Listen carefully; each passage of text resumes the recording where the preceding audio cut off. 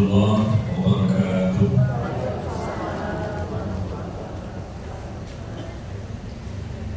Alhamdulillah, nahmaduhu wa nasta'inuhu wa nastaghfiruh wa na'udzu billahi min shururi anfusina wa min sayyiati a'malina. May yahdihillahu fala mudilla lahu wa may yudlil fala hadiya lahu. أشهد أن لا إله إلا الله وحده لا شريك له وأشهد أن محمدا عبده ورسوله صلى الله عليه وعلى آله وسلم. يا أيها الذين آمنوا اتقوا الله حق تقاته ولا تموتن إلا وأنتم مسلمون. أما بعد. Alhamdulillah, jemaah sekalian, kita ketemu kembali dan menghadiri kajian yang semoga Allah berkati. Kita melaksanakan salah satu kewajiban yang Allah perintahkan kepada kita yang tidak boleh kita tinggalkan sampai mati, yaitu kewajiban untuk menuntut ilmu, menghadiri majelis ilmu, dan kita berusaha memahami tentang agama kita yang kita cintai, yang berusaha kita pelajari, kita amalkan, dan kita pertahankan agama ini sampai akhir hidup kita. Semoga mudah-mudahan tentunya kita berharap apa yang kita lakukan di pagi hari ini Allah catat sebagai amal saleh yang dapat memperberat timbangan kebaikan kita nanti pada hari kiamat. Bapak Ibu, sehat semuanya? Sehatnya zahir dan batin? Zahirnya sehat, batinnya sehat?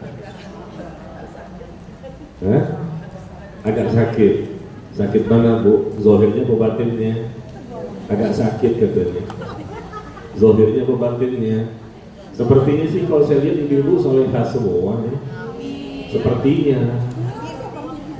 Sepertinya solehah semua ya. Bapak juga soleh. Baik, hari ini kita akan melanjutkan kajian ya. Apa tema kita Bu? Kita membahas tentang penjelasan hadis arba'in. Hadis arba'in masih di hadis yang kedua, karena hadis ini panjang sekali dan kita ingin agak rinci detail ya, karena dia penting sekali. Setiap muslim wajib untuk memahaminya. Bahkan menjadi ilmu yang pertama kali kita wajib pelajari adalah tentang rukun iman. Seorang yang masih Islam, mu'alaf, apa pelajaran dia yang pertama kali? Rukun iman dan rukun Islam. Setelah itu maka kita ulang kembali. Barangkali kita sudah pernah mempelajarinya di waktu kecil atau remaja, tapi kali ini kita ulang pembahasan rukun iman ya, lebih detail karena bisa jadi banyak yang belum mengetahuinya. Nah, hari ini kita melanjutkan dari rukun iman, iman kepada Rasul. Ya, iman kepada Rasul. Rasul itu artinya utusan. Utusan dari mana? Utusan dari Allah Tabaraka wa Ta'ala. Seorang Rasul bukanlah manusia biasa, tetapi dia adalah seorang utusan yang pasti memiliki kelebihan-kelebihan yang Allah berikan kepadanya dari imannya, ilmunya, amalnya. Dan pasti seorang Rasul itu orang yang bertakwa. Dan seorang Rasul, mereka menjadi Rasul bukanlah karena keinginan mereka, bukan kemauan mereka, tetapi Allah memilih mereka untuk menjadi Rasul. Ya, jadi nggak ada cerita, ya Allah pilihlah aku menjadi Rasulmu, bukan begitu caranya. Ya, tetapi Allah memilih Rasul itu ketika Rasul itu tidak mengetahui sebetulnya bahwa dia akan terpilih menjadi seorang Rasul. Ya, Allah lebih tahu dan Allah Maha mengetahui siapa manusia yang layak untuk menjadi seorang Rasul yang tujuannya untuk menyampaikan firman Allah kepada manusia, menjelaskan firman Allah tersebut. Dan beliau pun seorang Rasul juga mencontohkan bagaimana mentauhidkan Allah, bagaimana beribadah kepada Allah, bagaimana cara agar memiliki akhlak yang mulia. Nah, ternyata Rasul yang pertama kali yang Allah utus di muka bumi adalah Nabi Nuh. Ya, bukan Nabi Adam. Nabi Nuh adalah Rasul yang pertama. Jika Nabi yang pertama kali Nabi Adam, betul. Tapi Rasul yang pertama kali adalah Nabi Nuh. Berdasarkan hadis, ketika nanti manusia berkumpul di padang mahsyar, dibangkitkan dari kuburnya, dan mereka mendatangi Nabi Adam agar Nabi Adam meminta kepada Allah segera diselesaikan permasalahan mereka, karena mereka sudah terlalu lama berada di padang mahsyar. Bagaimana setelah ini? Bagaimana kelanjutannya? Bagaimana nasib kita? Tapi Nabi Adam tidak berani untuk meminta kepada Allah, maka manusia pun mendatangi Nabi Nuh. Dan ketika mereka mendatangi Nabi Nuh, mereka mengucapkan kalimat, "Wahai Nuh, engkau adalah Rasul yang pertama yang Allah utus." Nah, itu kalimatnya ada di situ. Dan ini tercantum di hadis yang dikeluarkan oleh Imam Al-Bukhari dan Imam Muslim dari sahabat Abu Hurairah. Wahai Nuh alaihissalam, engkau adalah Rasul yang pertama kali Allah utus. Dari sinilah kita bisa mengetahui ternyata Nabi Nuh itu Rasul yang pertama. Karena ada ungkapan pernyataan dari manusia-manusia yang ketika mendatangi beliau nanti di padang mahsyar. Dan kisah ini disampaikan oleh Nabi kita, Nabi Muhammad sallallahu alaihi wasallam. Terus terang saya dari kecil, Bu, tidak tahu kalau Nabi Nuh itu Rasul yang pertama. Waktu saya kecil saya tahunya Nabi Adam adalah Nabi dan Rasul yang pertama. Tapi setelah besar baru saya tahu. Kalau Bapak dan Ibu tahunya kapan? Tahunya kapan Bapak dan Ibu? Sekarang? Oh, sama ya. Tapi saya bukan sekarang, udah lama juga sih. Cuma untuk kecilnya saya nggak belajar. Subhanallah. Kenapa Bapak Ibu baru tahunya sekarang? Hah? Karena baru ngaji, baru taklim, baru taubat. Iya. Berarti ngajinya agak terlambat ya. Atau mungkin belum ketemu ustadznya yang menjelaskan masalah ini. Oh, langsung pinter ngeles, cari alasan. Ustadznya disalahin. Kenapa ustadz tidak menyampaikan? Oke lah, ustadznya mungkin belum menyampaikan, tapi kenapa kita tidak mencari, tidak membaca? Iya, ayo ya. Dari Nabi dan Rasul. Nabi itu bukanlah seorang Rasul, tapi Rasul juga otomatis Nabi. Itu bedanya. Seorang Nabi belum tentu Rasul, tapi Rasul otomatis seorang Nabi. Kita bicara kebenaran yang barangkali dulunya kita belum tahu ternyata, termasuk saya yang masih memahami dulunya bahwa Nabi dan Rasul yang pertama itu Nabi Adam alaihissalam. Ternyata ada di hadisnya Sahih Bukhari dan Muslim ya. Baik. Berapa jumlah Nabi dan Rasul? Jumlah Nabi 124.000 Nabi. Nah ini termasuk yang kita nggak tahu di waktu kecil. Jumlah Nabi 124.000 Nabi dan jumlah Rasul 315 Rasul. Kita tahunya Nabi dan Rasul itu jumlahnya 25, ya kan? Pelajaran kita SD, SMP begitu. Ya. Ternyata jumlahnya Nabi itu 124.000 dan jumlahnya Rasul adalah 315 Rasul ya. Dan itu pun tercantum dalam hadis yang dikeluarkan oleh Imam Ahmad, Ibnu Hibban dan Al-Hakim. Hadis yang disampaikan oleh sahabat yang bernama Abu Umamah Al-Bahili. Ya. Nah inilah kita lihat ternyata jumlah Nabi pun kita keliru, jumlah Rasul pun kita keliru, dan itu kita tidak dapatkan di waktu kecil. Padahal ini pelajaran yang paling penting, rukun iman yang pertama kali sebelum pelajaran yang lain. Tapi yang paling penting dan pertama kali mesti kita pahami saja sudah banyak yang salah. Ya, jadi Rasul pertama itu kita keliru dulunya. Alhamdulillah kita tahu sekarang, belum terlambat ya.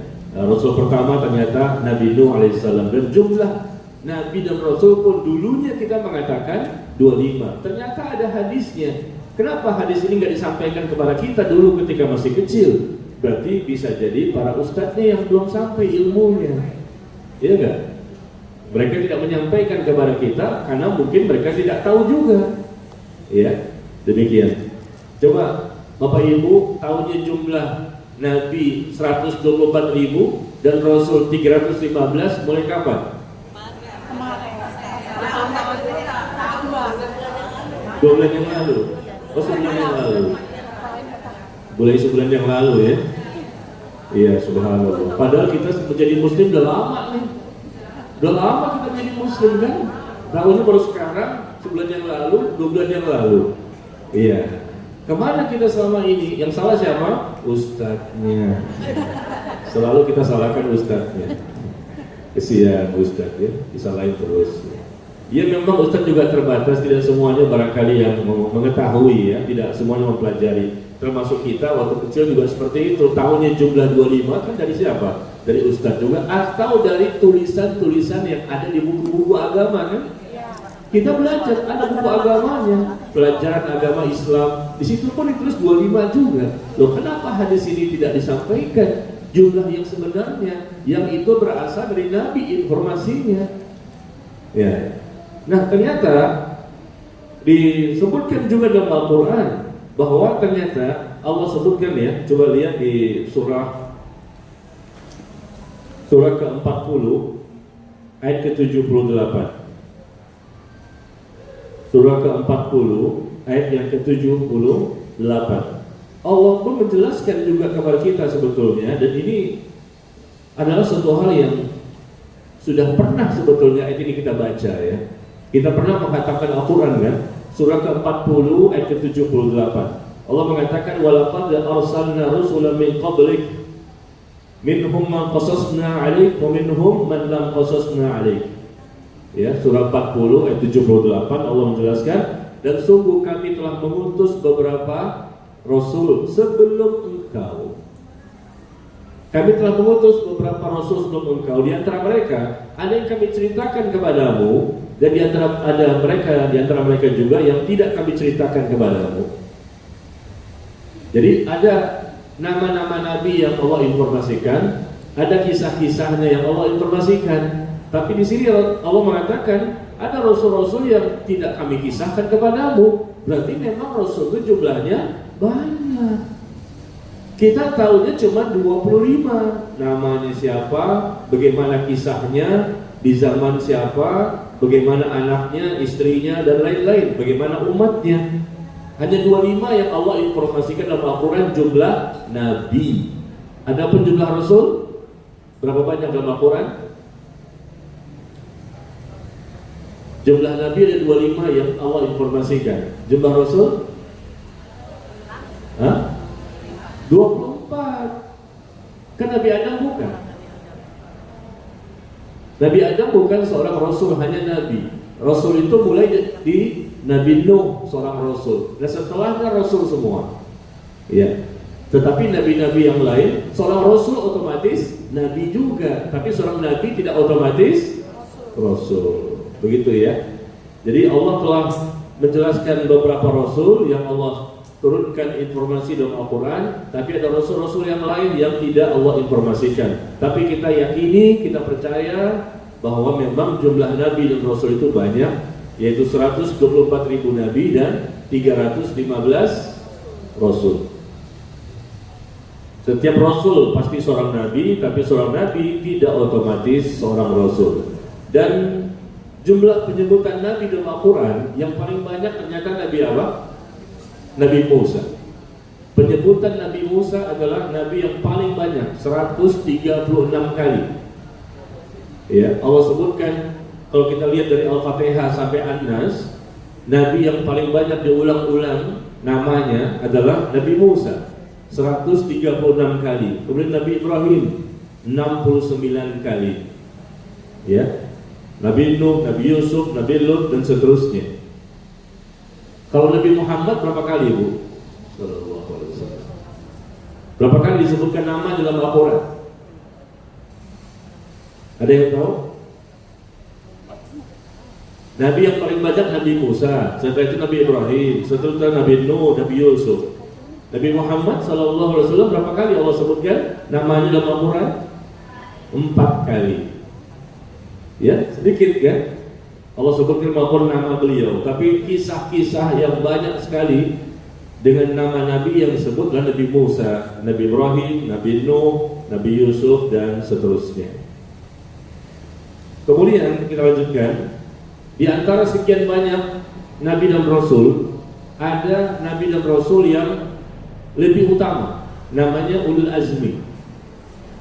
Ulul azmi ya, bukan ulul najmi. Ulul azmi, nabi yang lebih utama dibandingkan yang lain. Bayangkan 124.000 nabi, 315 rasul. Yang paling utama itu 5 orang. Yang pertama adalah Nabi Nuh. Yang kedua Nabi Ibrahim. Yang ketiga Nabi Musa. Yang keempat Nabi Isa. Yang kelima Nabi Muhammad SAW. Itulah ya Nabi dan Rasul yang paling utama. Dari sekian banyak jumlahnya itu, yang paling utama ada 5, namanya ulul azmi. Ya, yang penuh dengan kesabaran, ya, keteguhan, dan yang paling banyak cobaan dan rintangannya dalam dakwah. 5 nabi ini, 5 rasul juga. Dia sekaligus rasul dan sekaligus nabi ya. 5 nabi ini yang paling banyak tantangannya, paling banyak umat yang melakukan kekufuran, yang menentangnya, dan seterusnya. Sekarang apa bedanya nabi dan rasul? Seorang nabi tidak otomatis rasul, seorang rasul otomatis nabi. Bedanya di mana? Mereka sama-sama berdakwah. Ya, mereka sama-sama berdakwah dan mereka juga sama-sama mendapatkan kitab suci. Nabi mendapatkan kitab suci dan rasul pun mendapatkan juga kitab suci. Dan mereka ditugaskan untuk berdakwah. Lalu bedanya di mana? Kenapa ini nabi, ini rasul? Jumlah juga berbeda. Rasul itu adalah manusia yang Allah utus untuk berdakwah menghadapi kaum yang lebih berat tantangannya dibandingkan nabi. Hanya seorang nabi saja. Ya, seorang rasul itu lebih berat tugasnya, banyaknya kekufuran, penyimpangan, ya, banyaknya umatnya yang menentang dakwahnya. Ya, contoh seperti Nabi Nuh kan, 950 tahun berdakwah pagi, siang, sore, malam. Ternyata yang menerima dakwahnya hanya beberapa orang saja, tidak banyak. Ya, banyak sekali yang menentang, banyak sekali memusuhi, banyak sekali membenci. Jadi tantangan dakwahnya lebih berat.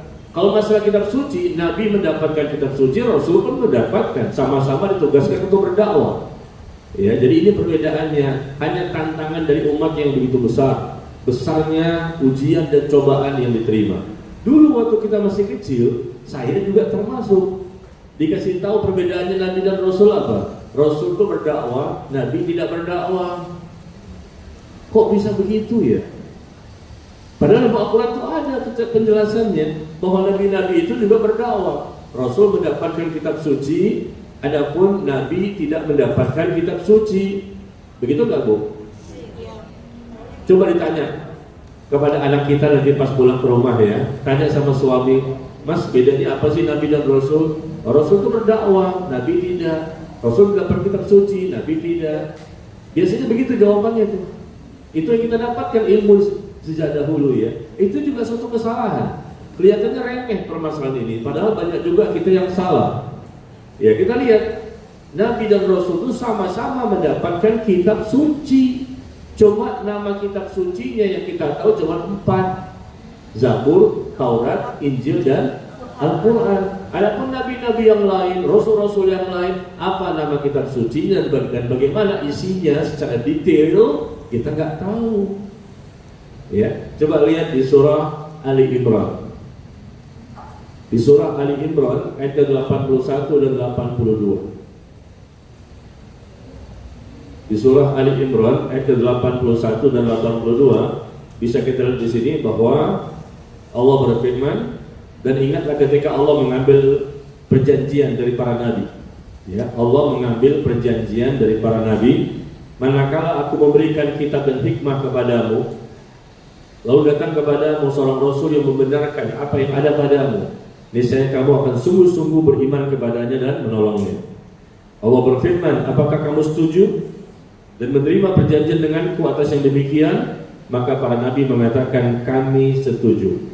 Kalau begitu, kata Allah, bersaksilah kamu wahai para nabi, dan aku menjadi saksi bersama kalian.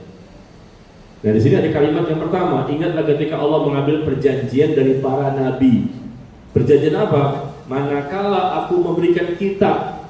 Nah, kitab suci. ketika aku memberikan kitab dan hikmah kepada kalian, lalu datang kepada kalian seorang nabi, ya, nabi yang membenarkan apa yang ada pada kalian, maka kalian juga harus beriman kepadanya dan menolongnya. Demikian ya. Jadi para nabi juga ada kitab itu. Bukan hanya Rasul saja yang mendapatkan kitab. Cuma nama kitabnya kita nggak tahu. Kita imani secara global. Secara global. Ya. Meskipun nggak tahu namanya. Termasuk tadi nabi-nabi yang jumlahnya 124.000 nabi, 315 Rasul.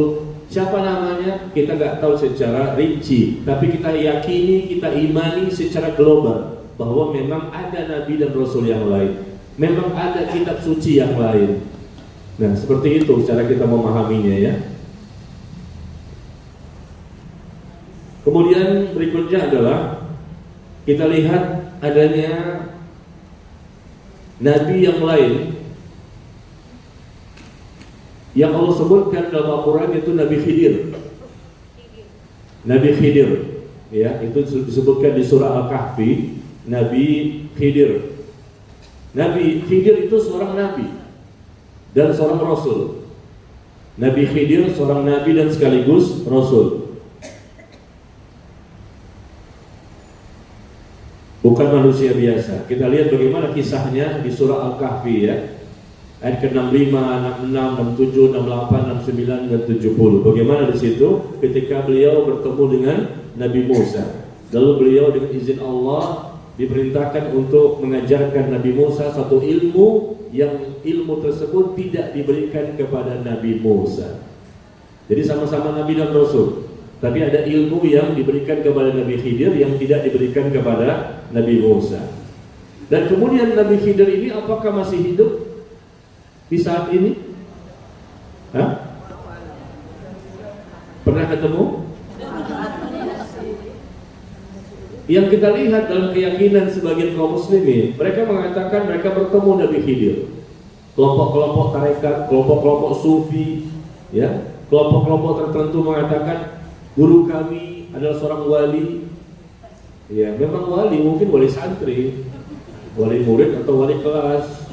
Ya, kata mereka guru kami ini wali Allah dan pernah bertemu dengan Nabi Khidir, bahkan belajar langsung dengan Nabi Khidir. Kapan? Di tahun 2023. Nah, kirain Nabi di zaman Nabi Musa. Iya, kita lihat Nabi Khidir seorang Nabi dan Rasul, dan beliau sudah meninggal dunia. Jadi suatu kebohongan ya, tidak bisa kita yakini kalau ada orang di zaman sekarang katanya bertemu dengan Nabi Khidir. Itu banyak tuh di sosial media, di YouTube tuh banyak pengakuan-pengakuan. Apakah dengan mimpi bertemu Nabi Khidir atau kondisi terjaga seperti ini, langsung lihat ngobrol ya dengan Nabi Khidir. Itu ada orang-orang yang mengaku seperti itu. Itu bertentangan dengan dalil ya. Kita akui Rasul dan Nabi sekaligus bagi Nabi Khidir, tetapi beliau bukanlah hidup di zaman sekarang ya. Kita lihat bukti-bukti yang untuk meyakinkan bahwa 3 alasan utama untuk mengatakan bahwa Nabi Khidir itu sudah meninggal, ya, tidak lagi hidup di zaman sekarang. Ini perlu disampaikan juga dalam kesempatan kali ini, karena banyak kaum muslimin yang masih keliru ya dengan mengatakan Nabi Khidir masih hidup dan mengajarkan dirinya atau gurunya atau dalam mimpi maupun kondisi terjaga. Pertama, bantahan kita adalah firman Allah di surah Al-Anbiya ayat ke-34. Surah Al-Anbiya, surah ke-21, ayat yang ke-34. Allah berfirman, "Wa ma ja'alna li basyarin min qablik al-khuld." Kata Allah, dan kami tidak menjadikan hidup abadi bagi seorang manusia sebelum engkau, wahai Muhammad sallallahu alaihi wasallam. Maka jika engkau wafat, apakah mereka akan kekal? Ya, kami tidak menjadikan hidup abadi kekal selama-lamanya bagi seorang manusia sebelum engkau. Nggak ada yang kekal, semuanya mati, kata Allah. Sebelum Nabi Muhammad SAW semuanya mati, sudah mati semuanya. Ya, orang-orang itu kan bakal mati juga, nggak mungkin kekal, kecuali satu orang Nabi dan Rasul yang memang belum dimatikan, yaitu Nabi Isa. Nabi Isa diangkat ke langit dan nanti diperintahkan untuk diturunkan ketika menjelang terjadinya hari kiamat untuk membunuh Dajjal. Ya, ada peperangan kaum muslimin dengan Yahudi, peperangan yang besar. Ya, Nabi Isa diperintahkan, salah satu tugasnya, salah satunya adalah untuk membunuh Dajjal. Karena Dajjal tidak bisa dibunuh oleh manusia-manusia yang lain. Ya, Nabi Isa masih hidup di langit dan nanti akan turun ke bumi. Sampai di bumi tugasnya selesai, beliau pun akan mati juga. Jadi tidak ada yang kekal abadi. Dari sini dijelaskan bahwa di surah Al-Anbiya 34 tidak ada satupun manusia yang hidup abadi sebelum engkau. Nabi Khidir itu hidup sezaman dengan Nabi Musa. Ya, Nabi Musa sudah wafat, Nabi Khidir juga sudah wafat. Karena nggak ada yang hidup terus ya lama, ratusan tahun, ribuan tahun, nggak ada. Semuanya mati. Kecuali Nabi Isa saja yang memang Allah tetapkan untuk menjadi salah satu tanda-tanda dekatnya hari kiamat. Yang kedua, bantahan kita bahwa Nabi Khidir sudah wafat adalah kalau Nabi Khidir memang masih hidup, ya, maka sudah seharusnya beliau muncul di hadapan Nabi Muhammad SAW dan beriman kepadanya. Tapi ternyata tidak ada. Ya, karena ketika Nabi yang terakhir dengan umat yang terakhir dengan kitab suci yang terakhir dan pada waktu itu ternyata mungkin ada nabi yang lain. Maka nabi yang lain pun harus beriman dan mengikuti syariatnya. Kenapa? Yang sebelumnya sudah expired, sudah kadaluarsa. Ya, tidak lagi boleh mengikuti nabi-nabi sebelumnya. Dia di zamannya dengan umatnya. Tapi begitu ada nabi dan rasul yang baru, harus mengikuti syariat dari nabi yang baru. Ternyata di zaman Rasul SAW, Nabi Khidir tidak pernah ada riwayat bertemu dengan nabi. Dan kalaupun ada pasti harus beriman, tapi ternyata tidak ada riwayatnya. Itu menunjukkan bahwa beliau sudah wafat. Dari surah Al-Anbiya tadi, kemudian memang tidak ada riwayat di hadis bahwa beliau Nabi SAW bertemu dengan Nabi Khidir. Bantahan yang ketiga, Rasulullah SAW bersabda di hadapan para sahabatnya.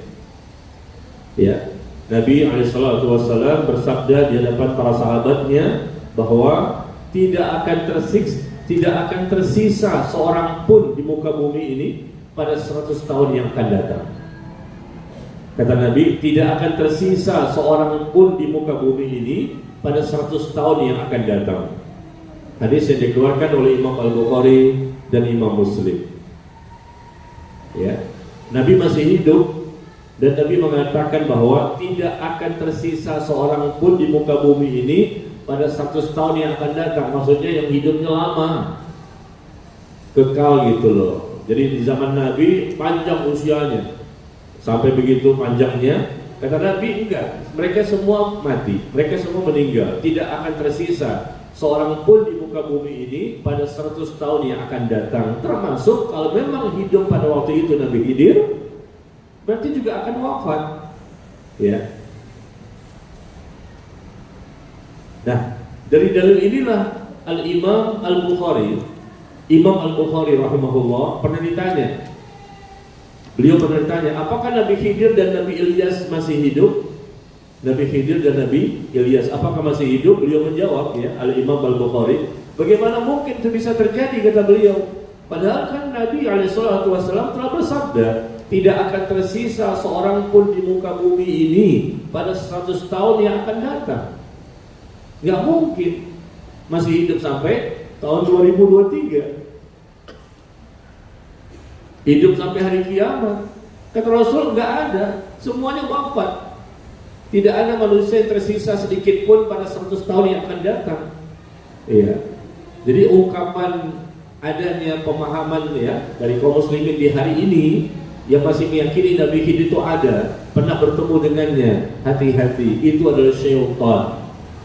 Syaitan yang menjelma mengaku-ngaku sebagai Nabi Khidir, lalu mengajarkan ajaran-ajaran yang menyimpang, nggak sesuai dengan Al-Quran dan As-Sunnah.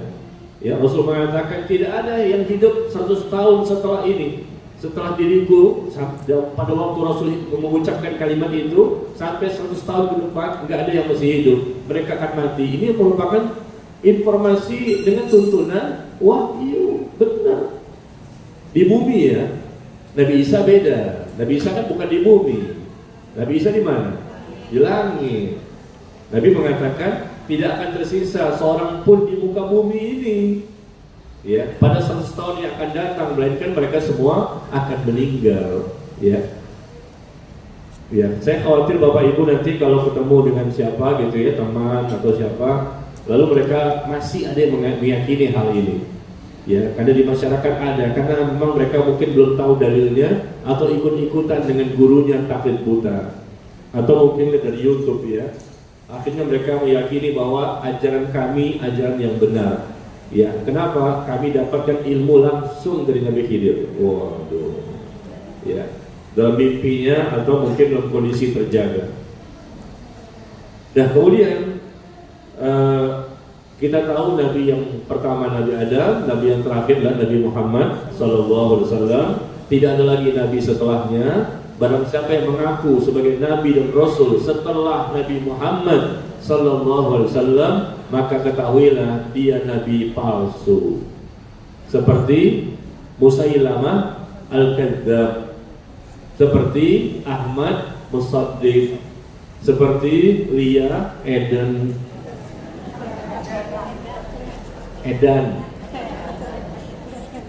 ya. Atau mungkin yang lainnya, siapa sajalah nama-nama Nabi. Karena Rasul menjelaskan bahwa nanti ada nabi-nabi palsu dan mereka adalah kadzdzabun, dajjalun. Ya, jumlah mereka banyak. Bahkan disebutkan Sahih Bukhari ada 30 nabi palsu. 30 orang nabi palsu. Dajjalun, kadzdzabun kata Rasul, mereka itu para dajjal, para pendusta. Mereka mengaku-ngaku sebagai nabi utusan Allah. Ya, ini terjadi dan pengikutnya ada aja. Di Indonesia ada, di India ada, di Pakistan ada, di Afrika ada. Ya, kita kan lihat berita-berita sosial media kan. Di Afrika ada yang mengaku sebagai nabi, di India ada Mirza Ghulam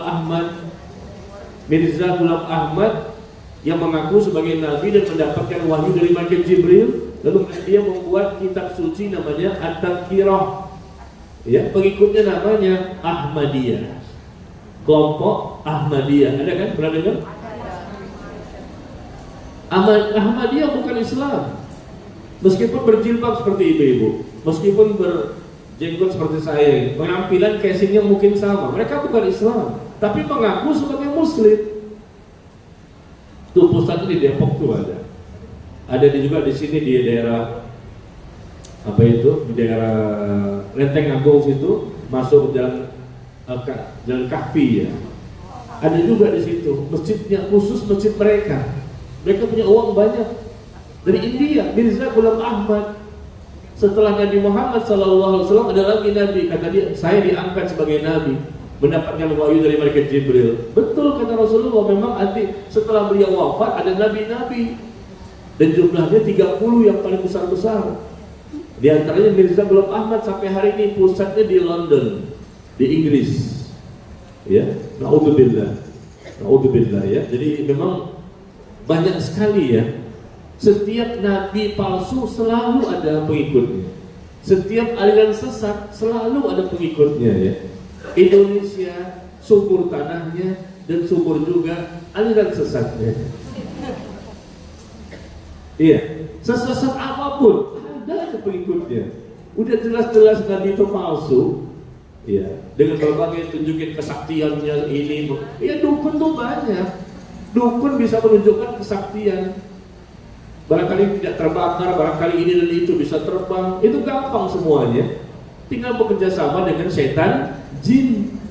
Nanti setan jin yang akan memberikan kesaktian kepada mereka. Ya. Kemudian berikutnya yang mesti kita pahami juga, seorang Rasul itu mereka adalah orang yang berani dan tidak takut kepada manusia, takut mereka hanya kepada Allah. Dan seorang Rasul juga tidak tahu masalah-masalah yang gaib. Ya, tidak tahu masalah yang gaib kecuali jika Allah yang menginformasikannya.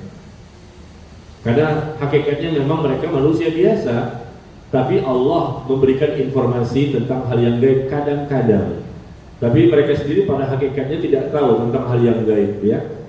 Termasuk Nabi kita Nabi Muhammad SAW tidak tahu tentang hal yang gaib. Dia tidak tahu bahaya apa yang akan menimpanya. Dia pun tidak tahu kebaikan apa yang akan dia terima. Dia kecuali jika Allah menghendaki untuk menginformasikan kepadanya. Coba ibu bapak lihat di surah Al-A'raf 188. Di surah Al-A'raf surah ke-7 ayat 188. Ibu nggak usah buka Al-Quran kalau sudah hafal. Iya, yang buka Quran itu bagi yang belum hafal. Kan di sini katanya konon rata-rata hafizo. Berarti nggak usah buka Quran lagi. Apalagi yang ini nih, ibu-ibu nih yang seragam nih, masya Allah. Hah? Yang seragam nih kenapa pakai seragam? Ibu tahu nggak nih? Saya tahu. Karena mereka berpakaian hafizo. Nih warnanya apa? Beda kan bu? Ada 4 orang nih bu. Ustazah kita nih. Kenapa cuma 4 orang bu? 4 serangkaian, yang lain kok enggak begitu? Duduknya sebelah-sebelahan lagi kan? Karena itu untuk menunjukkan pakaian khas, ciri khas hafizah. Amin dong. Coba kita cek nih hafalannya satu persatu, oke? Setuju? Kita cek hafalannya. Ya, baik. Boleh yang pertama Al-Baqarah, yang kedua Ali Imran, yang ketiga An-Nisa, yang keempat An-Nas. Enakan yang keempat ya, An-Nas doang. Baik. Jadi Al-A'raf 188. Apa kata Allah di situ? Katakanlah, Rasul diperintahkan untuk mengatakan tentang dirinya. Aku, coba bacakan bu terjemahannya. Aku tidak berkuasa untuk mendatangkan manfaat bagi diriku atau menolak mudarat bagi diriku kecuali jika Allah menghendaki. Jadi Rasul nggak bisa menolak. Makanya beliau pernah mendapatkan musibah sampai berdarah kakinya, ketika di perang sampai copot 1 giginya. Nggak bisa mendatangkan manfaat atau menolak mudarat kecuali jika Allah menghendaki. Seandainya aku mengetahui masalah-masalah yang gaib, tentunya aku akan beramal kebaikan sebanyak-banyaknya. Tuh, Rasul nggak tahu. Tapi kenapa kaum muslimin menyanjung Rasul sampai sedemikian rupa? Bahkan minta-minta kepada Rasulullah. Boleh nggak itu? Minta pertolongan, berdoa sama Rasul, ya Rasulullah, ya Rasulullah, ya Rasulullah. Rasul ada di mana? Di alam kubur. Kamu ada di mana? Di bumi. Nggak ketemu nggak? Nggak ketemu. Kenapa dipanggil-panggil namanya? Ketika berdoa itu nggak boleh kepada selain Allah. Doa itu kepada Allah, ya Allah, ya Allah, ya Allah, ya Allah. Ya sampaikan apa kebutuhan kita. Nggak boleh kita ya Rasulullah tolonglah kami, ya Rasulullah bantulah kami, selamatkan kami. Oh nggak boleh, itu dosa syirik. Dan itu terjadi pada kaum muslimin. Bahkan dijual buku-bukunya di pasar, di toko buku itu. Assalamualaikum ya mahiyad dunub. Wah enak banget suaranya kan, indah gitu. Lagu-lagunya, iramanya. Tahu nggak artinya? Assalamualaikum ya mahiyad dunub. Salam sejahtera bagimu ya Rasulullah, wahai yang menghapus dosa-dosa. Wahai yang menghapus dosa-dosa. Dijual buku itu bebas. Ada di mana-mana, saya pernah mengecek. Kenapa ada nggak dijelaskan? Dan itu dibaca oleh kaum muslimin. Ada yang tidak tahu artinya, ada yang tahu artinya tapi merasa nggak masalah. Hukum nggak masalah. Rasul nggak bisa menghapus dosa. Dan di buku itu juga ditulis, ya, selamatkan kami dari neraka sa'ir, selamatkan kami dari neraka hawiyah. Minta tolong sama Rasulullah. Engkau Allah pembuka segala hal yang tertutup. Ya Allah. Dulu berlebihan dalam salawat-salawat, membaca salawat yang dibuat-buat. Bahkan ada salawat Fatih. Pernah dengar salawat Fatih? Terkenal ini. Ya, di mana diajarkan di situ sekali membaca salawat Fatih sama dengan 6.000 kali menghatamkan Al-Qur'an. Ya. Dan itu diyakini oleh kaum muslimin yang mengikuti ajarannya. Saya ketemu orang seperti itu di Cibubur yang mengajarkan selawat itu, guru besarnya. Kebetulan dekat rumah orang tua saya, dan saya datang ke situ dan mereka pun ingin supaya saya bergabung mengikuti tarekatnya. Mana mungkin lah. Tapi saya pengen tahu apa sih kesesatan mereka. Salah satunya itu baca selawat Fatih nih, Pak Ustadz, ini buatan guru besar kami, pendirinya di Afrika. Baca selawat ini, Rasul sebagai pembuka segala sesuatu yang tertutup. Oh, hebat sekali. Rasul nggak tahu, nggak bisa. Ya, mereka menyandarkan dengan selawat. Ini selawat syirik, namanya selawat Fatih. Ya, dia terkenal mungkin ada di tempat-tempat tertentu ya. Yang dikatakan sekali membaca selawat, kata dia, versi dia di bukunya dia sendiri sama dengan 6.000 kali membaca menghatamkan Al-Quran. Apakah ini informasi dari Rasulullah atau para sahabatnya? Nggak ada. Ini sesat menyesatkan. Ya, baik. Jadi jangan kita sembarangan membaca salawat ya. Hendaknya kita tahu bagaimana artinya, bagaimana maknanya. Jangan sampai ada unsur meminta-minta kepada selain Allah ya. Nabi dan Rasul siapapun tidak mengetahui hal-hal yang gaib kecuali jika Allah menginformasikan kepada mereka, dan mereka itu memang mendapatkan mukjizat. Tetapi mereka tidak bisa mendatangkan mukjizat sendiri kecuali dengan izin Allah. Nabi Musa bisa memukul dengan tongkatnya, maka terbelahlah laut. Lautan terbelah menjadi dua. Apakah itu bisa diulang kembali? Nggak bisa. Itu terjadi dengan izin Allah. Ya, terbelahnya bulan di zaman Rasulullah. Apakah terulang kembali? Tidak. Dan Rasul nggak bisa kapan waktu untuk menunjukkan kelebihannya. Nggak bisa. Jika Allah menghendaki, baru terjadi. Ditunjukkanlah mukjizatnya. Ada lagi mukjizat berikutnya. Bukan kayak dukun. Kalau dukun kapanpun dia bisa menunjukkan kesaktiannya, karena dia minta kepada setan, jin. Ya. Nah, kemudian kita lanjutkan ya. Rasul dan Nabi itu diutus untuk ditaati. Nabi dan Rasul manusia biasa, mereka makan, minum, ya, sakit dan mati. Dan para Rasul juga mereka menikah.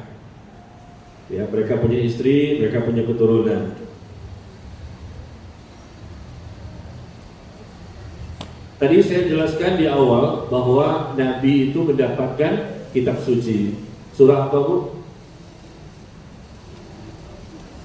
Nabi mendapatkan kitab suci di surah apa tadi? Ali Imran. Ya, di Ali Imran ayat 81 dan 82. Sekarang tiap-tiap Rasul ada juga kitab-kitab. Tadi kan Nabi, sekarang Rasul juga mendapatkan kitab. Bisa kita buka di surah Al-Hadid, surah ke-57 ayat ke-25. Surah ke-57 ayat ke-25. Rasul-Rasul juga mendapatkan kitab suci, 315 Rasul. Surah Al-Hadid, surah ke-57 ayat ke-25. Kemudian kita percepat saja karena banyak tentang masalah Rasul ya. Barang siapa mendustakan satu Rasul, berarti sama saja mendustakan semua Rasul. Tidak boleh mendustakan satu saja Rasul. Misalnya dia mengimani bahwa semua Nabi dan Rasul itu datang dari Allah, tiba-tiba dia mendustakan satu orang Rasul. Misalnya dia mendustakan Nabi Isa misalnya, ya sudah, sama saja mendustakan semua Rasul. Dia mendustakan Nabi Musa misalnya, atau dia mendustakan, dia beriman dengan semua Nabi dan Rasul, tapi mendustakan Rasul yang terakhir, Nabi Muhammad Sallallahu Alaihi Wasallam. Barang siapa mendustakan Rasul yang terakhir, sama saja mendustakan semua Rasul yang Allah utus. Tidak boleh, karena mereka semua satu kesatuan. Iman kepada Rasul secara keseluruhan, jangan pilih-pilih seperti orang Yahudi dan Nasrani. Ya, orang Yahudi dan Nasrani yang mereka masih tetap dalam kekafirannya, mereka tidak mau mengimani Rasulullah. Mereka hanya mengimani Nabi Musa untuk Yahudi, Nabi Isa untuk Nasrani. Nabi Isa awalnya Nabi dan diimani sebagai Nabi di zaman itu ketika beliau bersama dengan para sahabatnya. Tapi berganti generasi dan 4 abad kemudian Nabi Isa berubah menjadi anak Allah dan menjadi Allah itu sendiri, menjadi Trinitas di tahun 325 Masehi. Di zaman Nabi Isa ketika beliau masih hidup pada waktu itu bersama para sahabatnya, tidak ada, beliau mengajarkan tauhid, mengajak umat untuk beribadah kepada Allah, mentauhidkan Allah, mengesahkan Allah. Ya, terjadi perubahan generasi ke generasi. Ada yang bertauhid, ada yang tidak bertauhid, ada yang menjadikan beliau sebagai anak Tuhan atau Tuhan itu sendiri. Lalu mulailah ditetapkan oleh negara, oleh kaisar dan tokoh-tokoh agamanya di tahun 325 Masehi bahwa mulai sekarang Nabi Isa sebagai anak Tuhan dan bahkan menjadi Tuhan itu sendiri. Barang siapa masih mengakui, mengimani Nabi Isa sebagai Nabi dan Rasul saja, maka dia dibunuh, dikejar oleh kaisar pada waktu itu. Ya, ditetapkan oleh kaisar. Ya, ini kan sejarahnya mereka, bukan kita. Dan mereka pun mengetahui kaisar bersama tokoh-tokoh pemuka-pemuka agama mereka menetapkan bahwa mulai sekarang kita nggak boleh lagi mengatakan Nabi Isa sebagai Nabi dan Rasul. Yang bertauhid itu dikejar, dibunuh. Yang masih mengesahkan Allah dan mengikuti ajaran yang benar sesuai dengan ajaran Nabi Isa. Ya, karena ini perintah kaisar bekerja sama dengan tokoh-tokoh agama pada waktu itu. Kita tetapkan Nabi Isa sebagai anak Tuhan dan menjadi Tuhan. Ditetapkan oleh mereka, bukan oleh Allah. Yang kedua, di tahun yang sama 325 Masehi, Konsili Nisea, ya, berkumpul di kota namanya daerah Nisea, Konsili Nisea, ditetapkan juga bahwa mulai sekarang kita tetapkan bahwa anak Tuhan itu, yaitu Yesus, lahir tanggal 25 Desember. Itu baru ada ketetapan di abad keempat. Iya, kalau kita kan Rasulullah, para sahabat, tabi'in gitu ya, dan imam yang 4 gitu ya. Nah ini juga begitu, belum ada di zaman itu, di zaman sahabatnya Nabi Isa nggak ada, di zaman generasi berikutnya nggak ada. Di abad keempat baru ditetapkan. Kenapa?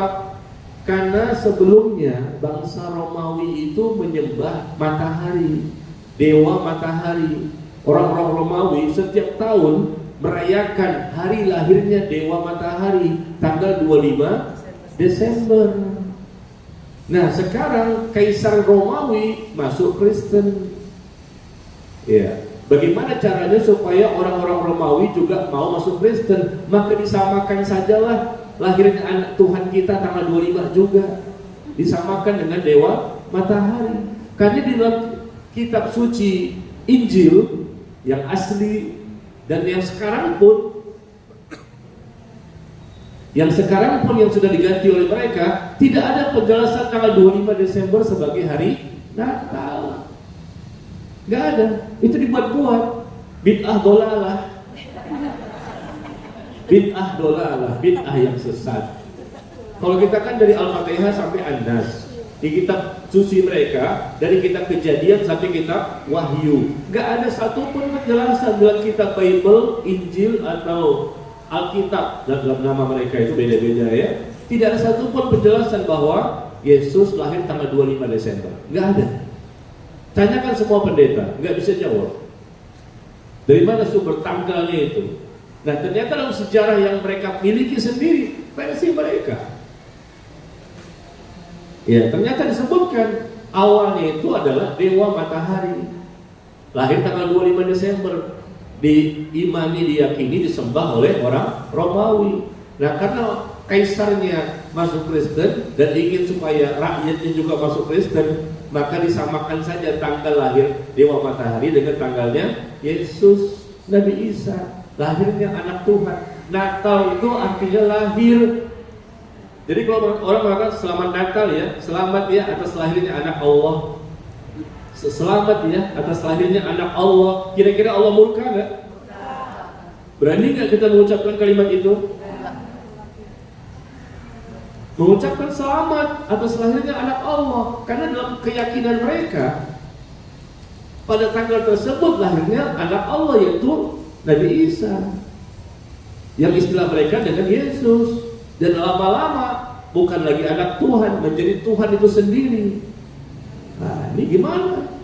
Makanya dari Kisah Para Rasul pasal 2 ayat ke-36, ya kan dari versi kitab mereka ini, Kisah Para Rasul pasal 2 ayat ke-36 dikatakan, wahai Bani Israel, hendaknya kalian ketahui bahwa Allah, yaitu Allah, kata kita kan mereka mengatakan Allah telah menjadikan Yesus sebagai Tuhan. Allah sebagai apa? Allah sebagai apa? Kok Allah menjadikan Yesus sebagai Tuhan? Berarti Tuhan yang kedua ini kan dijadikan oleh Tuhan yang pertama. Berarti yang hebat yang mana? Tuhan yang pertama. Lihat bagaimana kita menjelaskan. Berarti Tuhan kedua ini tidak punya kekuasaan. Siapa yang menciptakan langit dan bumi? Tanya pendeta. Allah, bukan Yesus. Siapa yang memiliki sorga? Bapa di sorga itu Allah. Kata mereka bahasanya kan Allah. Kalau kita Allah. Nah, kenapa Allah menjadikan Yesus sebagai Tuhan? Gak mungkin Allah menjadikan Tuhan yang selain dirinya. Allah itu tidak beranak dan juga tidak diperanakkan. Natal itu artinya lahir. Lahirnya siapa? Anaknya Allah, yang lama-lama menjadi Allah itu sendiri. Betapa murkanya Allah, marahnya Allah. Ya, orang-orang yang mengucapkan kalimat seperti itu, atau mungkin tidak mengucapkan selamat Natal, tapi mereka mendatangi acara itu untuk Natalan bersama. Ya, sama saja, tidak boleh kontribusi apapun ya. Apalagi ibu-ibu nih, mohon maaf apa ya, barangkali ada usahanya nih, dan besok ada pesanan. Tanggal 25 Desember ada pesanan, mungkin ada percetakan, nyetak sablon, mungkin apa, spanduk, mungkin kartu undangan, ada pesan kue. Buat apa kue? Buat acara di gereja, acara kebaktian tanggal 25 atau malam tahun baru. Nggak boleh, hukumnya haram. Ya, jangan mengikuti acara-acara mereka. Kita agak jelaskan ke masalah ini ya, karena memang sebentar lagi kan ya. Ya, jangan sampai mohon maaf Bapak Ibu ikut atau anak-anaknya kasih tahu, nggak boleh. Ini ritual ibadah mereka. Lakum dinukum waliyadin. Agama mereka, agama kita. Ya, kita tidak tuntun agama mereka, kita sudah sempurna agama kita. Dan yang kita sembah ini pemilik langit dan bumi, dunia dan akhirat. Hanya satu pencipta, hanya satu Rabb, Tuhan, Ilah, yaitu Allah Tabaraka wa Ta'ala. Ya. Jadi seperti itu, saya sampaikan ini supaya kita paham bahwa ada Rasul yang diangkat oleh mereka sebagai anak Allah, ya, bahkan sebagai Allah itu sendiri. Sedangkan Rasul itu sendiri, yaitu Nabi Isa, nggak pernah mengatakan bahwa sembahlah aku, sembahlah ibuku, ya, tidak pernah mengatakan demikian. Bahkan Nabi Isa itu selalu mengatakan sembahlah Allah Tuhanku dan Tuhan kalian. Innallaha rabbi wa rabbukum fa'buduhu. Hadza siratal mustaqim. Sembahlah Allah Tuhanku dan Tuhan kalian, dan inilah jalan yang lurus. Ya, demikian ya. Jadi Natal itu adalah masalah agama mereka. Silakan kita nggak usah ikut-ikutan. Nggak bisa toleransi dalam masalah akidah dan ibadah. Tidak bisa selama-lamanya. Termasuk malam tahun baru, jangan ikut-ikutan merayakannya, membesarkannya, ya, mengagungkannya. Enggak ada. Rasulullah dan para sahabat melalui selesainya Desember masuk ke Januari biasa saja. Di zaman beliau sudah ada Masehi, sudah ada Desember, tapi biasa saja, enggak ada ibadah tertentu, ibadah tandingan. Ibu tahu dan Bapak, Januari itu adalah nama dewa Janus. Nama bulan Januari itu sudah ada di bangsa Romawi. Ya, namanya Janus, dewa yang bermuka dua, depan ada, belakang ada. Dan itu pun disembah oleh orang-orang Romawi. Dan mereka merayakan itu, perpindahan dari Desember ke Januari, karena sekarang kita masuk kepada bulan Januari yang berasal dari nama dewa Janus. Orang Romawi merayakannya, diikuti orang Yahudi. Orang Yahudi merayakannya, diikuti orang Nasrani. Sekarang diikuti oleh kaum muslimin. Mereka pun bakar-bakar jagung, bakar-bakar ayam, betul nggak? Ada petasan-petasan, apalagi itu kembang-kembang api. Ya ini nggak boleh, kita biasa saja, nggak ada yang perlu kita besarkan ya. Baik, kita sambung ya berikutnya. Tadi ya, tiap-tiap Rasul ada bukti atau kitab yang nyata yang Allah kirimkan kepadanya, kitab suci. Surah apa Bu? Surah Al-Hadid, surah ke-57 ayat ke-25 ya. Dan tidak boleh mendustakan satu Rasul pun, karena itu bisa menyebabkan dianggap mendustakan semuanya. Bahkan Nabi SAW bersabda, la yasma'u bi ahadun min hadhil ummah yahudiyyun wala nasraniyyun thumma yamutu ya walam yu'min billadzi ursiltu bi illa kana min ashabin nar.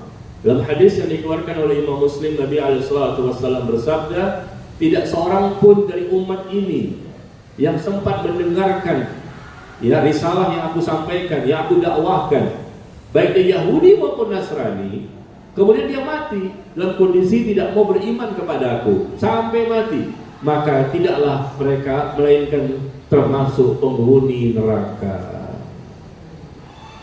Ya, kalau sudah sempat berada di sejaman dengan Rasulullah, harus beriman dengan Rasulullah sebagai Nabi yang terakhir. Tidak boleh dipertahankan syariat Nabi Musa, Nabi Isa, nggak boleh, karena sudah sezaman ketemu dengan Nabi yang terakhir. Begitu ya. Kalau mereka tetap dalam kondisi beriman kepada nabi-nabi sebelumnya, taat sesuai dengan ajaran Nabi Isa, sesuai dengan ajaran Nabi Musa, tetap dianggap kafir. Karena sudah ada nabi dan rasul yang baru yang harus diimani, yang juga berasal dari Allah, diutus untuk mendakwahkan tauhid, mengajarkan tentang hari akhirat, ya, dan mengajak umat untuk melakukan amal saleh. Apa itu Bu? Ada dakwah juga di sana? Sekolah. Pembahasan sama, iman para Rasul juga. Ya Allah. Ya, kita lanjutkan ya. Semua Nabi dan Rasul laki-laki, tidak ada yang perempuan. Semua Nabi dan Rasul yang Allah utus adalah laki-laki, tidak ada satu pun yang perempuan. Meskipun ada malaikat Jibril pernah mendatangi Maryam atau Sarah dan lain-lain, ya. Malaikat Jibril pernah mendatangi Maryam dan menginformasikan bahwa beliau akan hamil. Pernah juga mendatangi Sarah, istrinya Nabi Ibrahim. Tapi bukanlah itu menandakan bahwa Maryam dan Sarah menjadi seorang nabi. Karena Allah berfirman dalam Al-Quran untuk menjelaskan semua Nabi dan Rasul adalah seorang laki-laki yang Allah utus untuk mendakwahkan Islam. Karena semua Nabi dan Rasul agamanya Islam. Lihat coba di surah Al-Anbiya ayat yang ke-7, surah ke-21 ayat yang ke-7.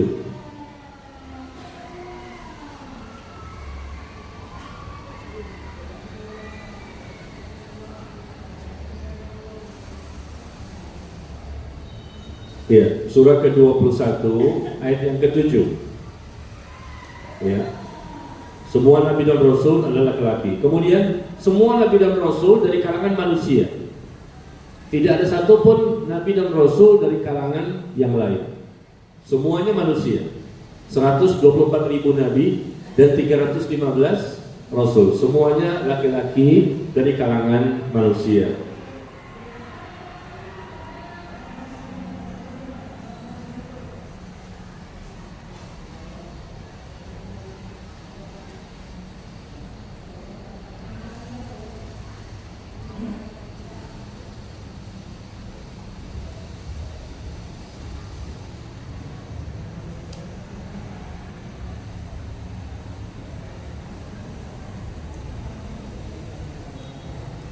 Ya, kemudian tentang kekhususan yang dimiliki oleh para nabi yang tidak dimiliki oleh manusia biasa. Pertama, para nabi itu diberikan wahyu. Ya, kita kan manusia biasa nih, ya, setingkat ustadz atau setingkat ulama pun tetap tidak menjadi nabi dan rasul, manusia biasa. Ini kekhususan yang dimiliki oleh para nabi adalah pertama, mereka diberikan wahyu. Dan ketika diberikan wahyu berbeda-beda.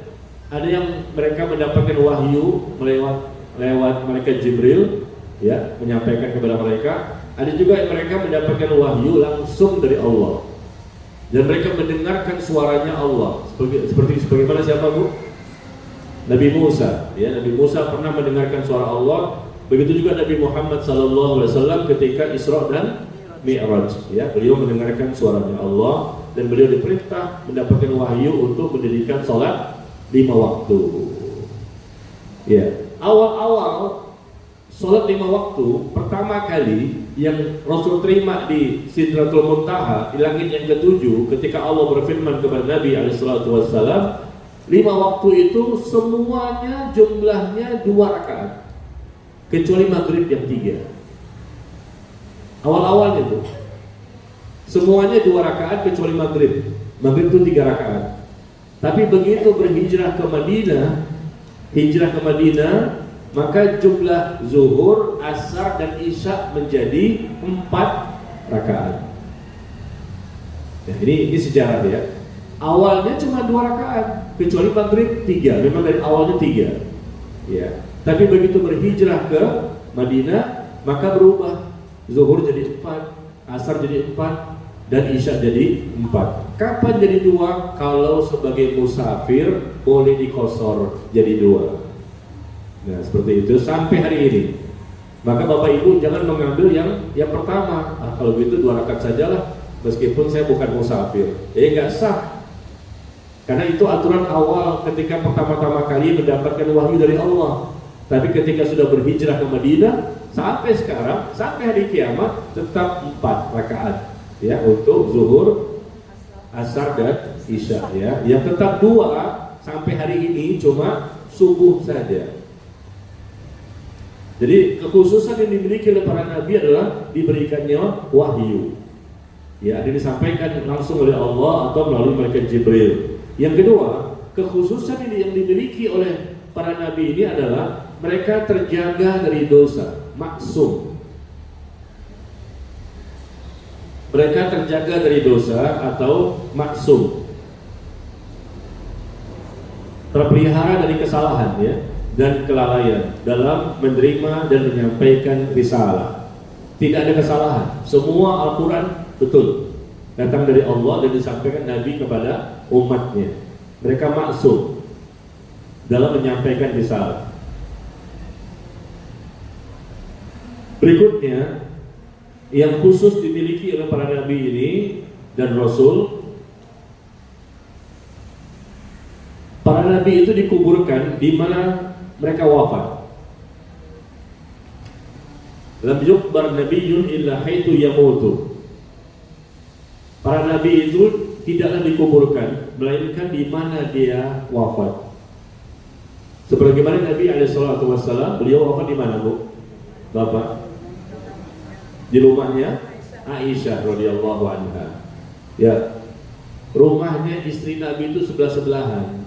Rumahnya Aisyah sebelah Masjid Nabawi, pas sebelah itu rumah Aisyah, sebelahnya lagi rumah istri lain, ya. Semua totalnya ada 11. 2 sudah meninggal dunia, tinggal 9. Sebelah-sebelahan, Bu, rumahnya. Kalau bapak gimana? Sebelah-sebelahan juga dengan istri-istri yang lain. Langsung ibu-ibu enak aja.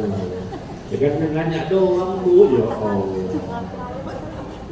Kalau bapak sebelah-sebelahan juga ya, pertama, kedua, ketiga. Iya. Dan ternyata Rasul ketika beliau sakit parah, ya, menjelang wafat, beliau berada di rumahnya Aisyah radhiyallahu anha dan meninggal di situ. Makanya kita lihat kenapa Rasul nggak dikuburkan di Baqi. Tahu Baqi?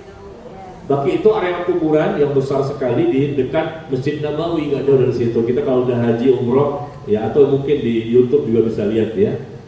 Sahabat dikuburkan di situ, anak-anaknya Nabi, istrinya Nabi, ya, para ulama sampai hari ini dikuburkan di Baqi. Itu area kuburan. Ya, nah kenapa Rasulullah nggak dikuburkan di situ? Karena ada hadis yang dikeluarkan oleh Imam Ahmad, hadis dari Abu Bakar radhiyallahu anhu bahwa lam yukbar nabiyyun illa haitsu yamutu, para nabi itu tidak dikuburkan melainkan di mana dia wafat. Karena Rasulullah wafat di kamar Aisyah, maka dikuburkan di situ. Karena nabi-nabi itu begitu. Kita nggak tahu nabi-nabi sebelumnya ya. Di mana Nabi Ibrahim, di mana Nabi Musa, di mana Nabi Sulaiman, di mana kita nggak tahu. Tapi yang jelas kata Rasulullah, para nabi itu dikuburkan di mana dia wafat. Disitulah dikuburkan. Nabi ya, bukan kita. Ya, kalau kita misalnya pas meninggalnya di masjid, kayak saya nih misalnya di sini nih. Saya pas meninggal di sini nih, andai kata tiba-tiba jatuh meninggal di sini, maka dikuburkan juga di sini nih. Di masjid ini, ya nggak boleh. Nggak boleh. Tapi insya Allah meninggalnya masih lama. Ya, yang penting ibu duluan, saya belakangan. Atau saya belakangan, ibu duluan. Pilih salah satu, saya ikhlas. Ibu duluan, saya belakangan. Atau saya belakangan, ibu duluan. Yang penting saya belakangan ya. Siap bu, doain dong. Gak terima ya. Pengennya apa? Ustaz duluan, jangan dong. Kan saya mau dakwah lagi. Kalau ibu-ibu kan mati duluan udah siap, karena amalnya banyak, dosanya sedikit dosanya, dikit-dikit dosa. Iya. Seperti itu ya. Makanya jangan heran kenapa Rasulullah dikuburkan di kamarnya, di rumahnya Aisyah, karena memang begitulah Nabi. Kemudian Abu Bakar ingin kalau dia meninggal dikuburkan di sampingnya, ya diizinkan. Nah Umar juga kalau meninggal ingin dikuburkan di sampingnya, padahal itu jatahnya Aisyah radhiyallahu anha. Aisyah mengatakan ini jatahku, kalau aku meninggal aku di samping di sini.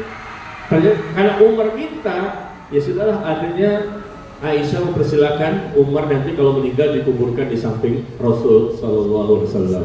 Sampai hari ini kita lihat, ya kuburannya samping-samping sebelah-sebelahan, Rasulullah, Abu Bakar dan Umar. Tapi yang lain nggak ada di situ, semuanya di baki. Karena hukum asalnya bukan di masjid atau di rumah kita atau di gedung kita atau enggak. Kita dikuburkan di pemakaman kaum muslimin, bergabung semuanya di sana. Ya seperti itu. Dan awalnya masjid dan rumah itu berbeda, sebelah-sebelahan, rumahnya kan sebelah, rumahnya Rasulullah itu. Tapi kemudian di zaman tabi'in, dindingnya itu dijebol, dan akhirnya kita lihat di zaman sekarang kuburan itu masuk ke masjid. Awalnya terpisah, masjid-masjid, rumah-rumah Aisyah sampingnya, tidak menjadi satu kesatuan. Tapi kemudian di zaman tabi'in ditentang oleh para ulama dan seterusnya, tapi tetap khalifah pada waktu itu tetap kekeh ya untuk diperbesar, ya lebar kiri, lebar kanan, dan dipanjangkan ke belakang. Karena kaum muslimin semakin banyak jumlahnya, masjid sudah nggak cukup. Nah sampai hari inilah kita lihat kuburannya Nabi ada di Masjid Nabawi. Begitu juga Abu Bakar dan Umar. Padahal awalnya tidak menjadi satu kesatuan dengan masjid, karena memang Rasul melarang.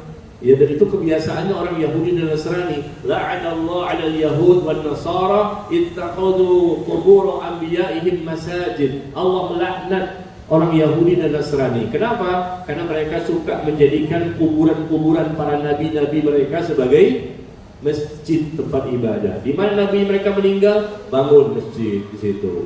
Di mana nabi mereka meninggal, bangun tempat ibadah di situ. Nah, ini nggak boleh. Lama-lama nanti mereka menyembah kuburan itu.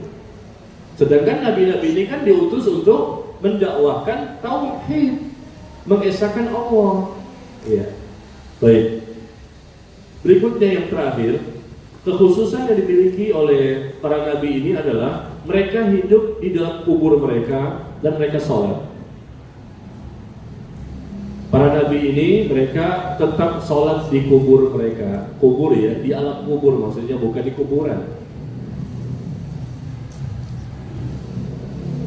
Kenapa mereka sholat? Ya kita nggak tahu. Rasulullah yang mengatakan demikian. Al-anbiya ahya'un fi quburihim yusallun. Para nabi itu hidup di kubur mereka dan mereka juga sholat. Iya. Satu lagi yang terakhir, bumi tidak menghancurkan dan tidak memakan jasad para nabi. Ya, jasad para nabi semuanya utuh. Inna Allaha azza wa jalla qad harrama 'alal ardi an ta'kula ajsadal anbiya. Sesungguhnya Allah azza wa jalla telah mengharamkan bumi untuk memakan jasadnya para nabi alaihi wassalam. Hadis yang dikeluarkan oleh Imam Abu Daud, ya, An-Nasa'i dan Ibnu Majah. Jadi semua jasad para nabi masih utuh sampai hari kiamat. Ya, yang kita lihat di Masjid Nabawi ada kuburan nabi di situ, kalau andai kata digali masih utuh. Yakin kita, meskipun kita belum pernah melihatnya. Bahkan semua nabi dan rasul masih utuh jasadnya. Ya, cuma kita nggak tahu nabi-nabi yang lain di mana dikuburkan. Ya, karena sudah lama jangka waktunya, ya sudah ribuan tahun. Tapi jelas masih utuh. Kalau seandainya kita meninggal nanti masih utuh nggak jasadnya? Umumnya manusia 3 tahun, 4 tahun habis, ya, dimakan oleh belatung, cacing tanah, ya, habis, tinggal tulangnya pun habis. Yang bertahan cuma satu, apa itu? Tulang ekor. Tulang ekor cuma itu saja bertahan sampai hari kiamat. Dari tulang ekor itulah nanti Allah akan menjadikan manusia itu hidup kembali dengan jasadnya. Ya, baik. Nah, kita sebetulnya hidup kembali. Kita mati.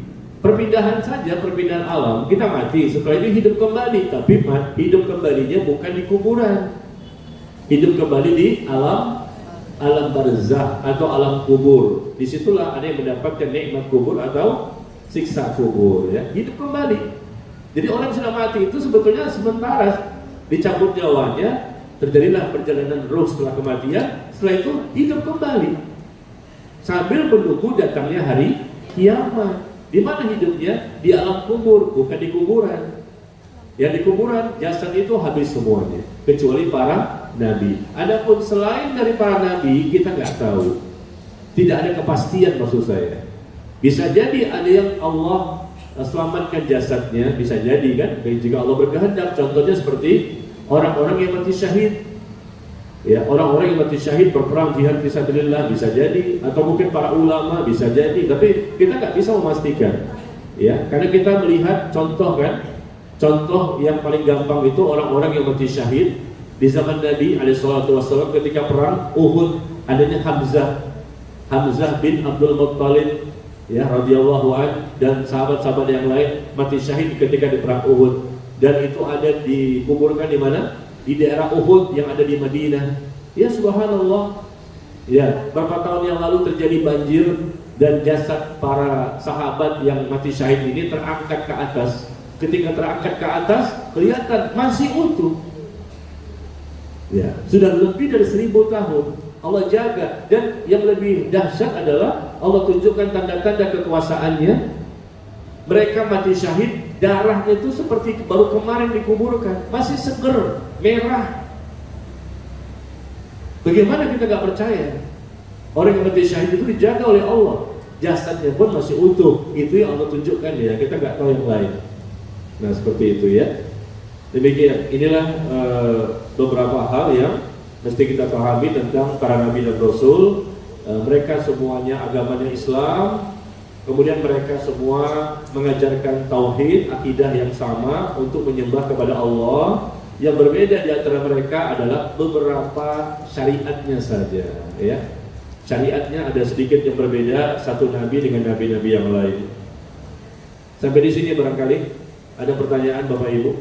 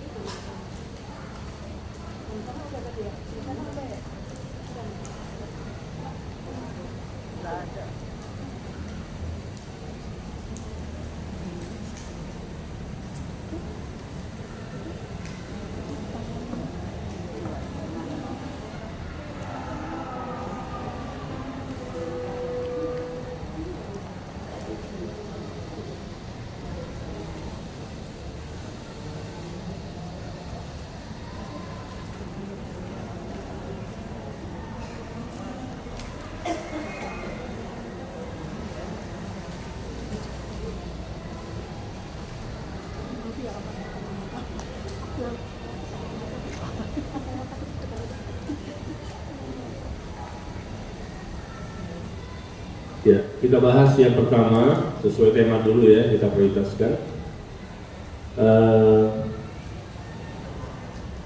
Izin bertanya Pak Ustadz, apakah Zulkarnain yang dikisahkan di dalam surat Al-Kahfi termasuk Nabi? Karena jasanya memasang besi untuk menghalangi kaum Ya'juj dan Ma'juj. Zulkarnain ya, kisahnya dari surah Al-Kahfi. Apa dari seorang Nabi dan Rasul, Bapak Ibu? Apakah termasuk? Saya mau tanya dulu Bapak Ibu, setelah itu baru saya jawab. Kan Nabi 124.000 Nabi, Rasul ada 315 Rasul. Ya kita tahu nama-namanya kan, dari Nabi Adam sampai Nabi Muhammad SAW, 25 Nabi dalam Al-Quran yang disebutkan kisahnya, namanya dan seterusnya. Tapi ada nama Nabi Khidir. Nah Khidir jelas seorang Nabi dan Rasul, karena nggak mungkin dia bukan Nabi, karena dia mengajarkan sesuatu atas tuntunan wahyu, ya. Dan dia pun mengajarkan Nabi Musa, nggak mungkin selevel Nabi Musa diajarkan oleh manusia biasa. Ya pasti dia seorang Nabi dan Rasul. Nah ada pun Zulkarnain. Sekarang saya minta Bapak dan Ibu angkat tangan. Siapa yang meyakini Zulkarnain sebagai Nabi dan Rasul? Ada? Dan sekarang yang kedua, siapa yang tidak meyakini Zulkarnain sebagai Nabi dan Rasul? Kebanyakan abstain. Kebanyakan abstain. Nggak berani jawab gitu ya, takut salah ya. Nah ternyata ada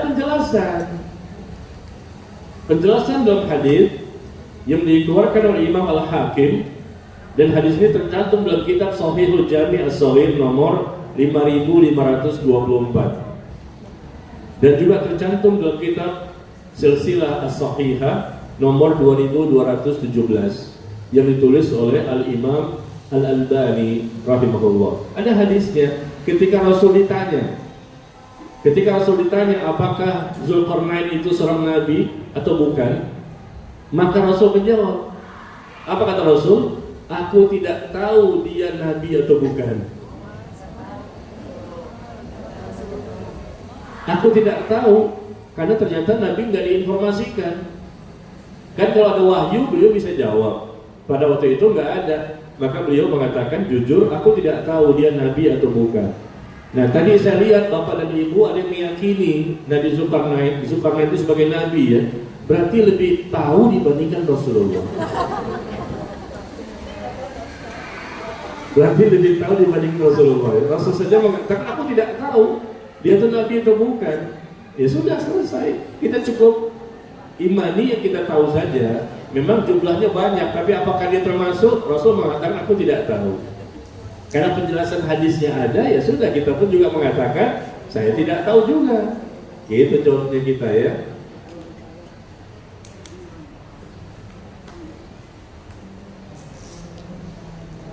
Kemudian mohon kembali dijelaskan perihal bahwa mereka para nabi masih hidup dan tetap sholat di alam kuburnya. Apakah ada hadis atau tersebut dalam Al-Quran? Sudah saya sampaikan tadi, itu adalah hadis ya, bahwa para nabi itu hidup di alam kubur, dan kita juga hidup sama nanti di alam kubur kita. Cuman kan kita nggak tahu mendapatkan nikmat kubur atau siksa kubur ya. Nah kita sebutkan kembali ya hadisnya, bahwa para nabi itu hidup kembali dan kita juga akan hidup kembali ya. Cuman mereka beda, mereka pasti sudah mendapatkan nikmat kubur dan mereka ternyata tetap sholat di alam kuburnya. Berdasarkan hadis Nabi SAW menyebutkan Al-anbiya ahya'un fi kuburihim yusallun. Ya hadis ya, para nabi itu hidup di kubur mereka dalam kondisi mereka sholat. Hadis yang dikeluarkan oleh Imam Al-Bazzar. Ya, hadis dari Anas bin Malik radhiyallahu an, Dan hadis ini tercantum dalam kitab Shahihul Jami' As-Shaghir nomor 2790. Ya, dalilnya bukan Quran ya, tapi hadis. Selama hadis itu sahih atau derajatnya hasan, maka kita terima. Ya, karena sudah dijelaskan oleh para ulama tentang kesahihannya atau paling tidak minimal derajatnya hasan. Jadi para nabi itu hidup di kubur mereka dan mereka pun juga sholat. Sholat apa Pak Ustaz? Saya nggak tahu, nggak ada penjelasannya. Ya, cukup kita mengimani saja. Ustaz, apakah nanti di alam barzakh bisa berkumpul lagi dengan keluarga kita? Bisa nggak Bapak Ibu? Kita mati, kita berada di alam barzakh, di alam kubur, kan kita hidup kembali nih. Bisa ketemu nggak dengan keluarga kita, orang tua kita? Bisa nggak? Bisa. Pengalaman sudah, kapan pengalamannya? Iya, bisa ya, dengan izin Allah bisa ketemu kembali dengan orang tua kita, saudara kita dan seterusnya. Kenapa? Karena adanya hadis. Pokoknya kalau sudah ada keterangan dari Allah dan Rasul tentang masalah gaib sekalipun, hadisnya sahih, ya sudah kita imani. Tapi kalau nggak ada penjelasan hal yang gaib, maka kita mengatakan Allahu a'lam bishawab. Sudah selesai.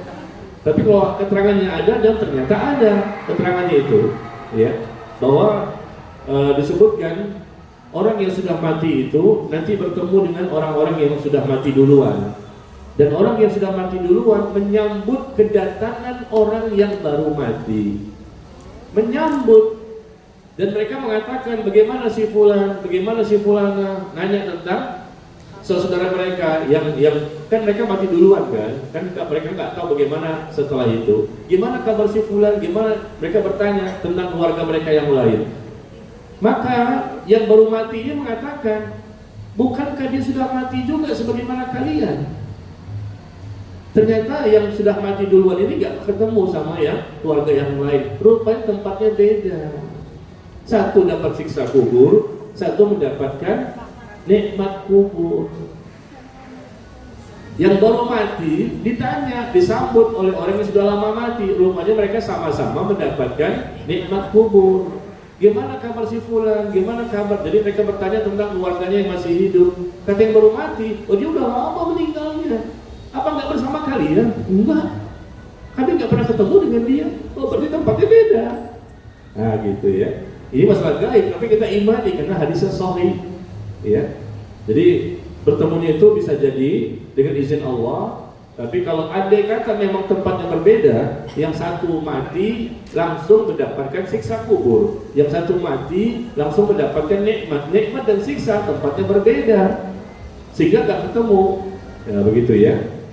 Termasuk di surga nanti juga bisa bertemu dengan keluarga kita, orang tua, suami, istri, anak di surga nanti. Ketemu lagi di surga yang sama. Coba, nih ada hadiah nih. Bapak Ibu bisa jawab nggak? Apa sih hadiahnya? Kue aja deh. Coba Bapak Ibu, ada apa nih? Apa nih Bu namanya Bu? Lempar ya?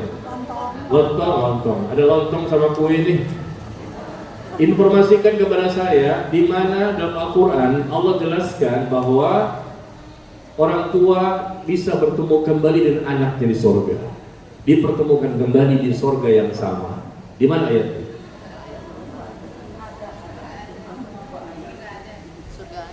Ayatnya. Di mana ayatnya? Allah menyebutkan bahwa orang tua bertemu anak, anak bertemu orang tua, sama-sama mereka ketemu lagi di surga yang sama. Ini suatu kegembiraan kan, bahagia banget.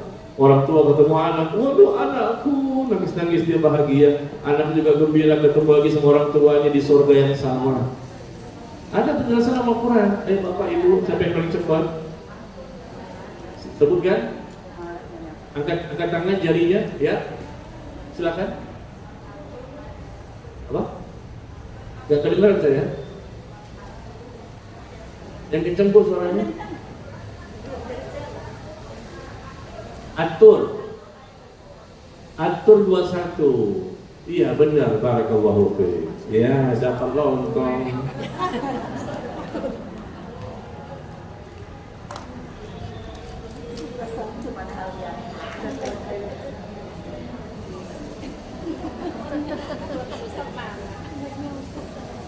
dapat lontong berusap saya usap main.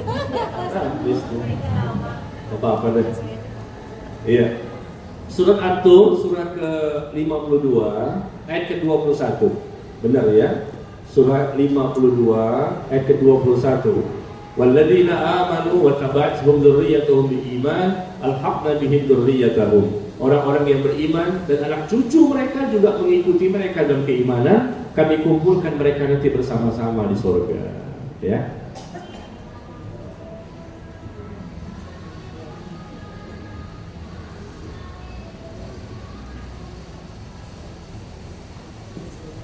Apakah seorang mukmin yang meninggal dan bersebelahan dengan yang non-muslim akan mendengarkan siksa kuburnya? Suka nanya yang gaib ya. Kita kan tidak tahu masalah gaib ini kecuali Allah dan Rasulnya menginformasikan. Apakah seorang mukmin yang meninggal dan bersebelahan dengan yang non-muslim, yang kafir, mendengarkan siksa kuburnya? Sama-sama meninggal, sama-sama mati, berarti dikuburkan sebelah-sebelahan. Nggak boleh. Kaum muslimin dikuburkan di area pemakaman kaum muslimin. Yang kafir dikuburkan di area pemakaman orang-orang kafir. Nggak boleh sebelah-sebelahan. Dosa itu. Iya. Tempatnya dimakamkannya jasad saja sudah berbeda. Dan nanti pun di alam barzah, di alam kubur berbeda juga. Orang mukmin ya, yang betul-betul mukmin, bertakwa dia, tentunya dia mendapatkan nikmat kubur. Nah, orang kafir pasti mendapatkan siksa kubur. Ya, meskipun nanti di alam barzahnya berbeda, yang satu nikmat, satu siksa, tapi tetap menguburkan jasadnya, tubuhnya pun di bumi kuburan itu juga nggak boleh sama sebelah-sebelahan. Ya. Areal kuburan orang kafir di tempat mereka masing-masing tidak boleh sebelah-sebelahan. Ini kafir muslim, kafir muslim, kafir muslim, semuanya sebelah-sebelahan gitu. Nggak boleh. Ya. Termasuk kemarin ketika wabah Covid ya. Meskipun Covid, tetap yang muslim-muslim, yang kafir-kafir harus dipisahkan. Nggak boleh karena Covid udahlah jadi satu aja lah. Yang Covid ini kayaknya siksa kubur semua nih. Nggak boleh. Enak aja ngomong seperti itu. Gak boleh mengatakan bahwa mereka pasti mendapatkan siksa kubur. Ya, bisa jadi mereka mendapatkan nikmat karena mereka sabar menghadapi penyakit. Akhirnya Allah gugurkan dosa-dosanya. Jadi pertanyaan di sini adalah apakah seorang mukmin yang meninggal dan bersebelahan dengan yang non-muslim yang juga sama-sama meninggal, ya bisa mendengarkan siksa kuburnya? Ya, kita katakan bahwa tempatnya berbeda. Siksa kubur itu bukan di kuburan. Ini mukmin, sebelahnya kafir, dikuburkan sebelah-sebelahan. Siksa kuburnya bukan di situ. Karena kan dekat-dekatan nih, dekatnya jasadnya. Sebetulnya nggak boleh.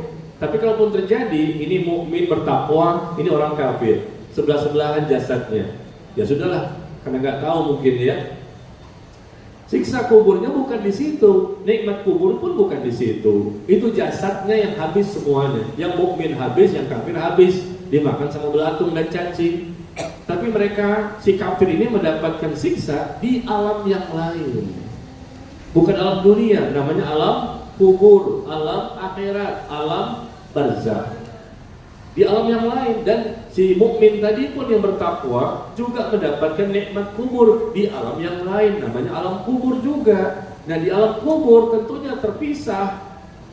Mukmin di mana, orang kafir di mana, tempatnya kan berbeda. Yang satu siksa, satu nikmat. Ya, apakah bisa mendengar orang yang mendapatkan nikmat mendengar gitu, orang yang sedang mendapatkan siksa? Wah, saya belum pengalaman. Dan informasi dari hadis pun setahu saya tidak ada ya, bahwa orang mukmin bisa mendengar siksaan yang dialami oleh orang kafir. Ya.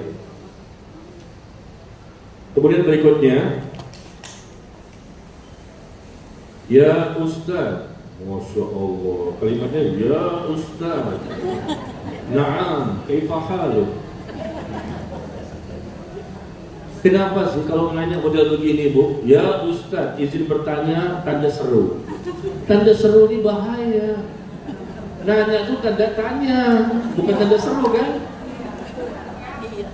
Iya, kenapa tanda seru? Ini ancaman. Kalau nggak dijawab, Ustaz nggak pulang.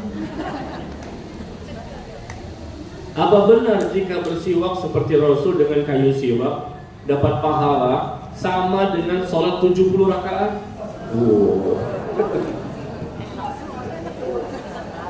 Bersiwak nih, ya, sama dengan sholat 70 rakaat. Kalau gitu nggak usah sholat aja lah, siwak aja.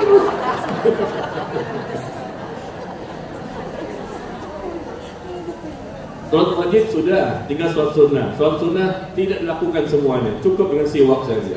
Udah mencakup sholat 70 rakaat. Qobliyah berapa? Tahajud berapa? Paling 2 rakaat, 4 rakaat. Ini 70 rakaat, cukup dengan siwak. Habis itu siwak lagi, 70 kali 2, 140. Siwak lagi, 210. Siwak lagi, 280 rakaat. Nanya kok aneh-aneh ya? Udah pakai ya Ustaz. Awal mukadimahnya saja sudah salah. Pakai tanda seru, ancaman. Tidak ada seperti ini. Ini saya nggak pernah menemukan hadis, tapi kalau memang ada berarti hadis palsu. Ya, hadis palsu. Karena tidak mungkin memiliki keutamaan seperti ini. Salat itu merupakan ibadah yang paling agung, paling mulia. Di sisi Allah tidak ada ibadah yang bisa mengalahkan ibadah sholat. Masa cuma siwak doang sholat kalah? Apa keutamaan siwak?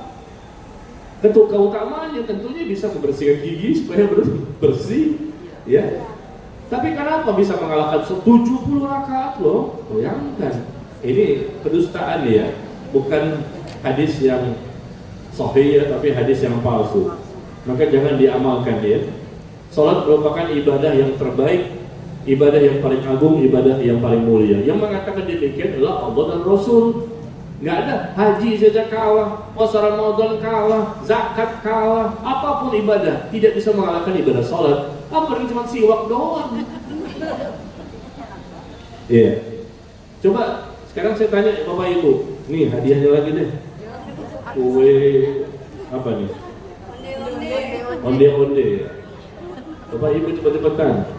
Di mana firman Allah, di mana Allah berfirman bahwa salat merupakan ibadah yang paling utama. Cepat-cepatan. Di mana suratnya? Ayat berapa? Salat merupakan ibadah yang paling utama dibandingkan ibadah-ibadah yang lain. Angkat tangan, jari. Bapak Ibu, siapa yang cepat-cepatan?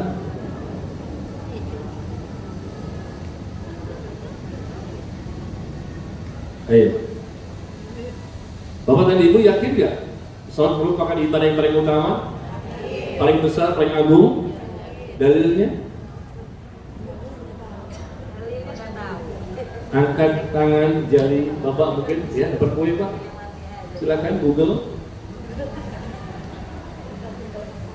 Onde-onde sama apa nih Bu? Sosis Solo. Saya tahunya makan, nama-nama kue aja nggak tahu. Sosis Solo sama onde-onde. Masya Allah nih. Ayo buruan. Ya. Iya, Al-Ankabut ayat 45. Masya Allah. Barakallahu fiik. Silakan Bu dikasih Bu.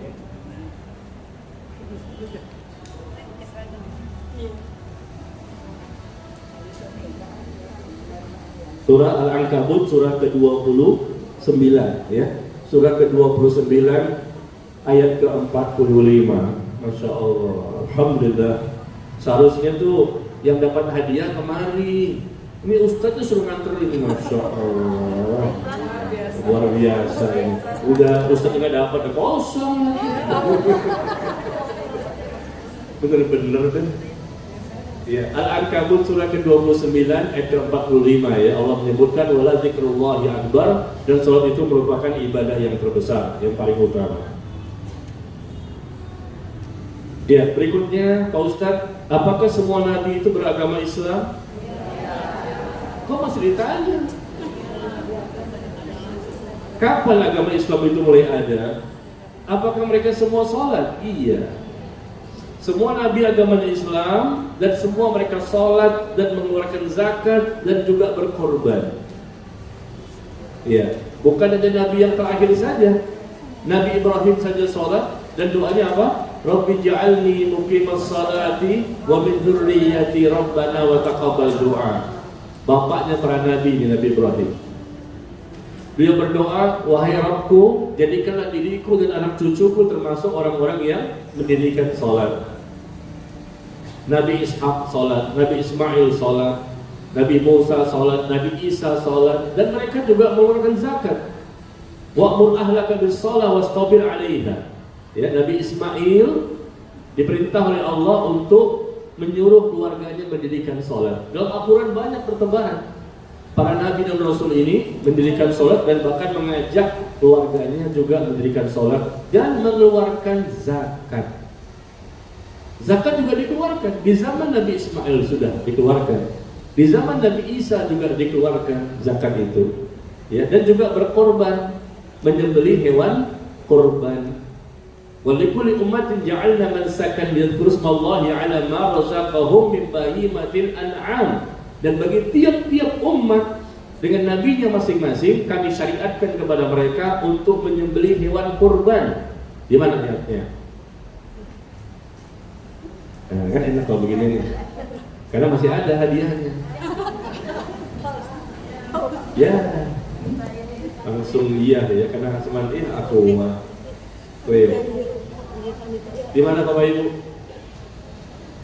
Ayatnya adalah walikulli ummatin ja'alna mansakan. Bagi tiap-tiap umat kami syariatkan untuk menyembelih hewan kurban, menyembelih hewan ternak. Ya. Setiap umat dengan nabi masing-masing. Sama ya. Jadi sholat diperintah, zakat juga, menyembelih hewan kurban juga. Ya. Jadi kapan agama Islam itu mulai ada? Mulai dengan manusia yang pertama, Nabi Adam sudah Islam. Nabi-nabi berikutnya semua manusia beragama Islam karena Allah mengatakan inna dina indallahil Islam. Sesungguhnya agama yang ada di sisi Allah adalah Islam. Sekarang coba buka. Kita kasih dalilnya ya.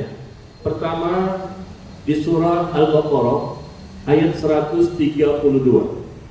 Coba dipercepat ya, karena waktu kita hampir habis. Di surah Al-Baqarah ayat 132.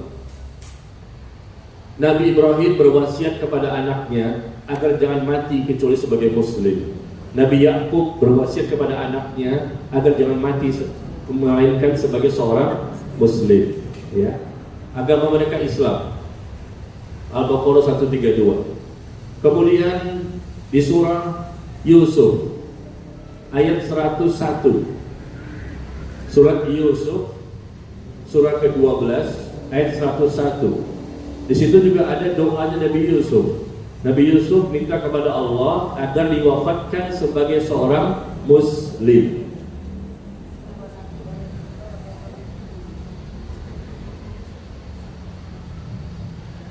Kemudian di surah Al-Mu'minun.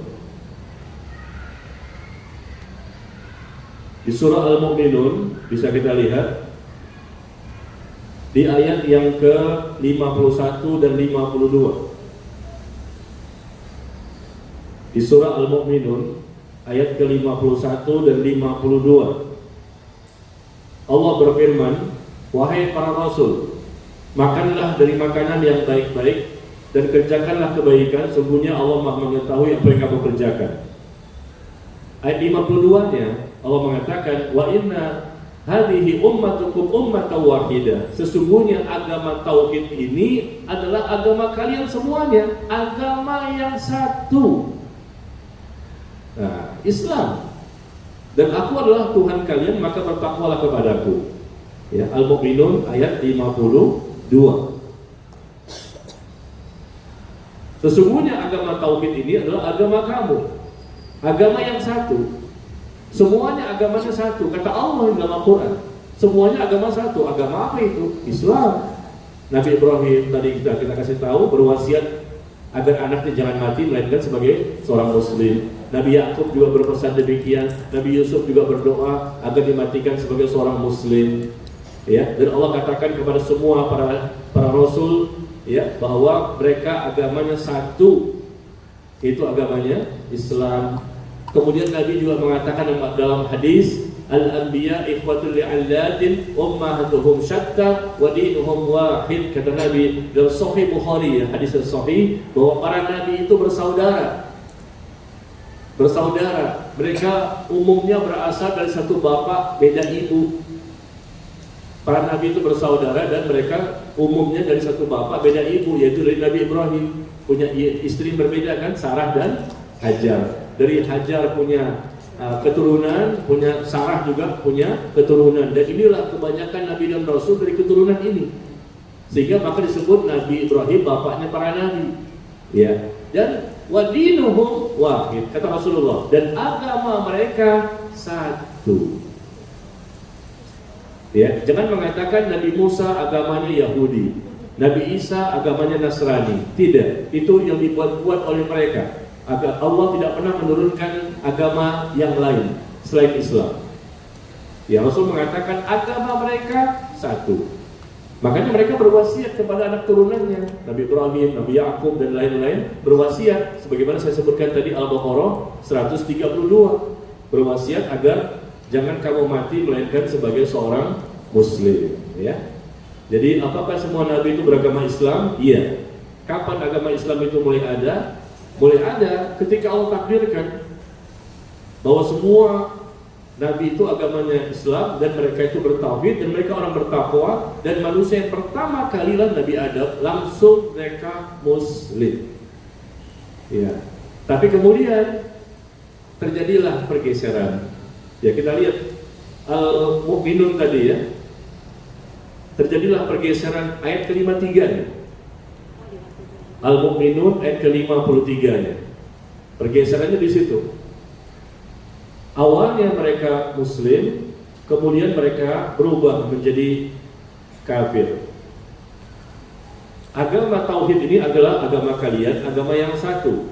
Nah, ayat 53 Allah sebutkan, fataqatta'u amrahum bainahum zubura. Kemudian mereka berpecah belah dalam urusan agamanya menjadi beberapa golongan. Dan masing-masing golongan merasa bangga dengan apa yang ada pada mereka. Awalnya mereka satu agama. Agama kalian itu agama yang satu, kata Allah. Lalu mereka berpecah belah. Akhirnya adalah buat agama ini, agama ini, agama ini. Terpecah, awal cuma satu. Ya, Nabi dan Rasulnya semua masih, ya tentunya Allah jaga mereka. Mereka agamanya Islam. Mereka bertakwa, orang-orang terpilih. Tapi umatnya, nah umatnya ada yang mengikuti Nabi itu, ada juga yang tidak. Mungkin di zaman itu atau generasi-generasi berikutnya, mereka terpecah belah dalam berbagai macam urusan dalam agama ini menjadi beberapa golongan. Akhirnya ada yang menjadi Yahudi, menjadi Nasrani, menjadi Hindu, menjadi Buddha, ada Konghucu atau apalah namanya. Di zaman sekarang ini luar biasa, banyak sekali agama atau sesuatu yang bukan agama, budaya ya.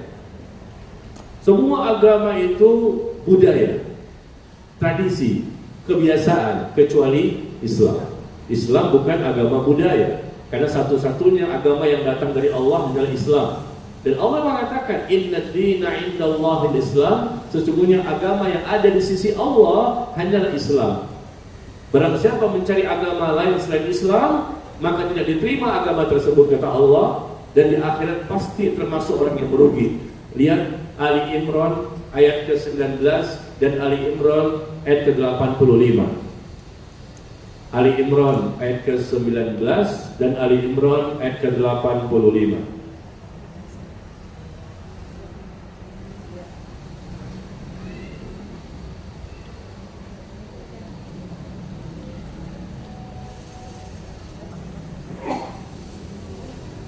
Ya, Ali Imran ayat ke-19 ya, dan Ali Imran ayat ke-85 ya. Allah sebutkan bahwa agama yang ada di sisi Allah hanyalah Islam, dan barang siapa mencari agama selain Islam, nggak diterima agama tersebut. Itu di Ali Imran 85. Dan di akhirat pasti mereka mendapatkan kerugian.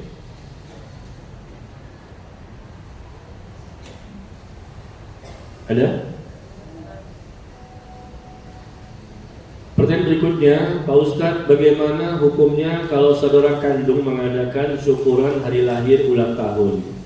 Kita datang tapi nggak ikut doa bersama, atau tidak ikut tiup lilin, tapi kita datang ke rumah saudara kita tersebut. Gimana itu? Merayakan hari ulang tahun setiap tahun di tanggal kelahiran itu adalah tradisi budaya orang Romawi awalnya. Coba cari dalam Al-Quran maupun hadis, ada nggak? Nggak ada. Apakah Rasulullah merayakan tanggal lahirnya setiap tahun? Nggak ada. Para sahabat merayakan tanggal lahirnya setiap tahun? Nggak ada. Apakah para tabi'in generasi berikutnya para ulama yang empat, Al-Imam Abu Hanifah, Imam Malik, Imam Syafi'i, dan Imam Ahmad bin Hanbal juga merayakan, memperingati hari tanggal mereka lahir? Enggak juga, enggak ada. Jadi dari mana asalnya? Awalnya dari bangsa Romawi, ya. Kemudian diikuti oleh orang Yahudi, kemudian diikuti oleh orang Nasrani, kemudian diikuti kaum muslimin sampai hari ini. Jadi kita lihat sejarahnya, ternyata bukan syariat kita yang mengajarkan untuk memperingati setiap tahun, apalagi pakai tiup lilin. Ya, tiup lilin itu adalah tradisinya orang Romawi. Awal-awalnya memang mereka lah yang membuat. Setiap tahun tanggal-tanggal kelahirannya, ini berapa umurnya, tahun depan lagi berapa umurnya, tahun depan berapa lagi umurnya, dan mereka meniup lilin. Ini sejarah loh, bukan kata saya. Sejarahnya orang Romawi, orang kafir. Diikuti setelahnya orang Yahudi, Nasrani, dan diikuti juga oleh kaum muslimin sampai hari ini. Nah, contoh kita terbaik siapa? Rasulullah kan? Agama kita sudah sempurna. Contoh yang terbaik, dan Allah perintahkan kita untuk mengikutinya sebagai qudwah hasanah siapa? Rasulullah. Setelah itu para sahabat. Ternyata mereka tidak pernah merayakan ulang tahun, tidak pernah memperingati ulang tahun tanggal kelahirannya setiap tahun, apalagi dengan tiup lilin sambil membaca menyanyi-nyanyi, ya. Panjang umurnya, mana panjang? Kok panjang seberapa banyak sih? Ya Allah. Sebetulnya adalah sisa umurnya, tinggal sedikit, sebentar lagi mati. Itu lagunya seharusnya. Coba ya, sadis banget Pak Ustadz, ngeri banget. Jadi kalau orang mau nyanyi ini gitu, sisa umurnya, sebentar lagi kamu mati, maka bertakwalah kepada Allah, segeralah bertaubat. Itu lagunya. Ini kan panjang aja terus, nggak diingatkan dengan kematian. Lagu itu pun nggak ada juga. Ya, kalau betul-betul kita ini Muslim dan mengikuti Al-Quran dan Sunnah, contoh terbaik Rasulullah dan para sahabat dan generasi berikutnya, maka kita tidak mengadakan perayaan itu, tidak memperingati, ya, yang macam-macam, ya. Kita, ini kan baik Pak Ustadz. Kalau baik, pasti Rasulullah mengerjakan, ya kan? Kata Allah apa? Laqad kana lakum fi Rasulillahi uswatun hasanah. Sungguh telah ada pada diri Rasul contoh terbaik bagimu. Sudah, kata Allah, contoh terbaik bagimu sudah ada, ikuti dia. Nah, kan Rasul nggak melakukan. Untuk apa? Manfaatnya tidak ada. Seharusnya kita bersyukur, bukan diperingati dia ulang tahun. Bersyukur atas nikmat sehat, nikmat taat. Lalu kita semakin dekat kepada Allah, semakin mengamalkan perintahnya, semakin banyaklah menjauhi larangannya. Itu caranya. Bukan tiup-tiup lilin, lagu-lagu begini-begini. Ya Allah, padahal itu adalah tradisi awalnya orang-orang luar Islam sampai hari ini. Kita jangan mengikuti mereka, karena kita sudah cukup dengan apa yang Allah dan Rasulnya ajarkan, ya. Lalu gimana kalau kita diundang? Boleh nggak kita datang? Jangan datang, karena memang itu tidak termasuk syariat Islam, ya. Jangan datang. Kita jelaskan bahwa ini tidak termasuk sunnah Nabi SAW dan para sahabatnya dan juga tidak dilakukan oleh generasi berikutnya selama beberapa abad. Ya, generasi terbaik. Yang terbaik seperti itu. Berikan penjelasan, berikan dalilnya, ya, atau kirimkan videonya, ya, supaya keluarga kita juga paham. Menghadiri undangan itu wajib hukumnya. Kalau memang tidak menyalahi syariat dan kita sehat, nggak ada uzur, wajib hukum asalnya. Tapi kalau memang andai kata kita sakit, wajib datang? Nggak wajib. Atau nggak sakit, cuma ternyata acaranya tidak sesuai dengan syariat kita, maka nggak wajib juga untuk datang. Ya, seperti itu ya. Mungkin mereka bertanya, kamu nih ekstrim ya, radikal. Ustadz ini siapa sih? Itu si Jenggot. Ya Allah, nama Ustadz pun nggak tahu, taunya si Jenggot doang. Musibah.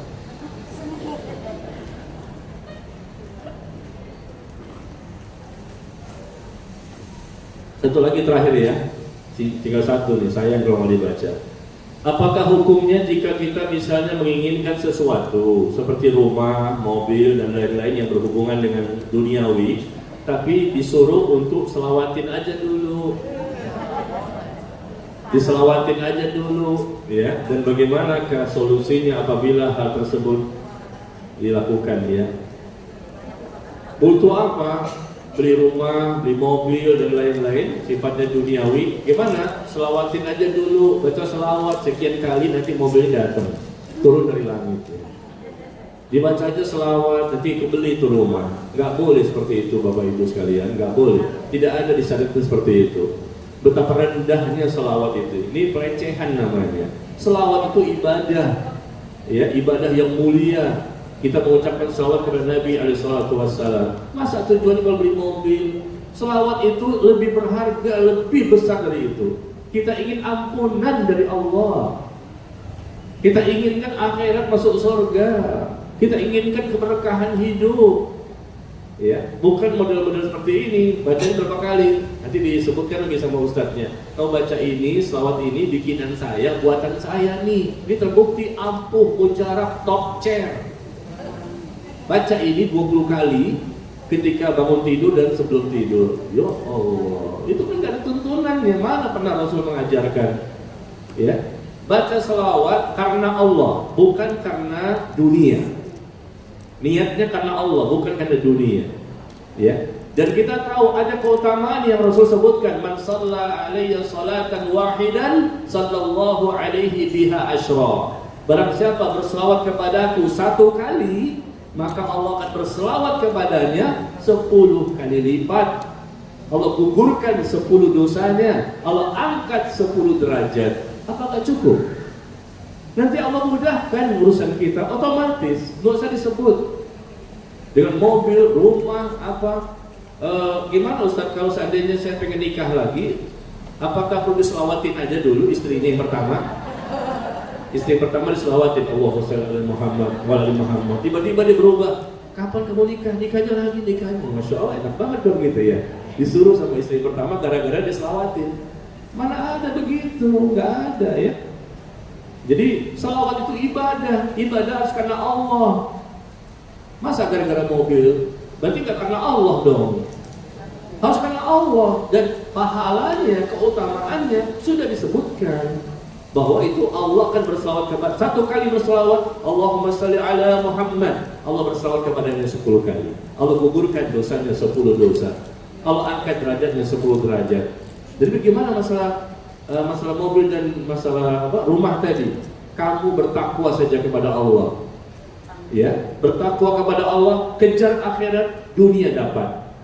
Itu yang kita cari, bukan pakai selawat-selawat. Ya. Kehidupan yang mudah, kehidupan yang ringan, enteng Allah akan datangkan kepada kita. Nah, caranya apa? Bertakwa. Hanya itu saja, bukan berselawat. Bertakwa itu semakin taat dengan perintah Allah dan menjauhi larangannya, dan berusaha kita memperbaiki kualitasnya. Ingat apa kata Allah? Wa may yattaqillah yaj'al lahu makhraja wa yarzuqhu min haitsu la yahtasib. Barang siapa bertakwa kepada Allah, maka Allah akan berikan solusi. Allah berikan jalan keluar atas segala permasalahan hidupnya di dunia. Dia pengen mobil, takwa. Dan Allah akan berikan kepadanya rezeki dari arah yang tanpa disangka-sangka. Itu takwa. Di mana ayatnya? Surah At-Tolak. Ya, ayat kedua dan ketiga. Coba lihat surah At-Tolak surah ke-65. Ya, surah ke-65, surah At-Tolak ayat kedua dan ketiga. Barang siapa bertakwa kepada Allah, Allah berikan solusi atas permasalahan hidupnya, jalan keluarnya bagaimana ya. Jadi dia nggak stres, Allah mudahkan hidupnya dan Allah berikan rezeki kepadanya dari arah yang tanpa disangka-sangka. Tiba-tiba bisa beli rumah, tiba-tiba bisa beli mobil. Bertakwa. Ya, bertakwa itu luas maknanya, bukan hanya selawat. Jangan kita cuma gara-gara pengen sesuatu duniawi diselawatin aja ya. Cara seperti ini tentunya tidak dibenarkan.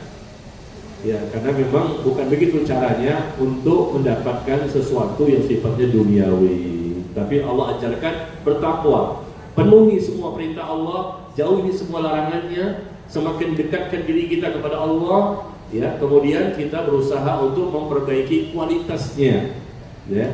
Pendekatan diri kita kepada Allah, maka nanti Allah pun akan berikan kemudahan-kemudahan dalam kehidupan kita. Demikian, wallahu taala a'lam bis-shawab. Wa sallallahu ala nabiyyina Muhammad walhamdulillahirabbil alamin. Subhanakallahumma wa bihamdika asyhadu an la ilaha illa anta astaghfiruka wa atubu ilaik. Wassalamualaikum warahmatullahi wabarakatuh.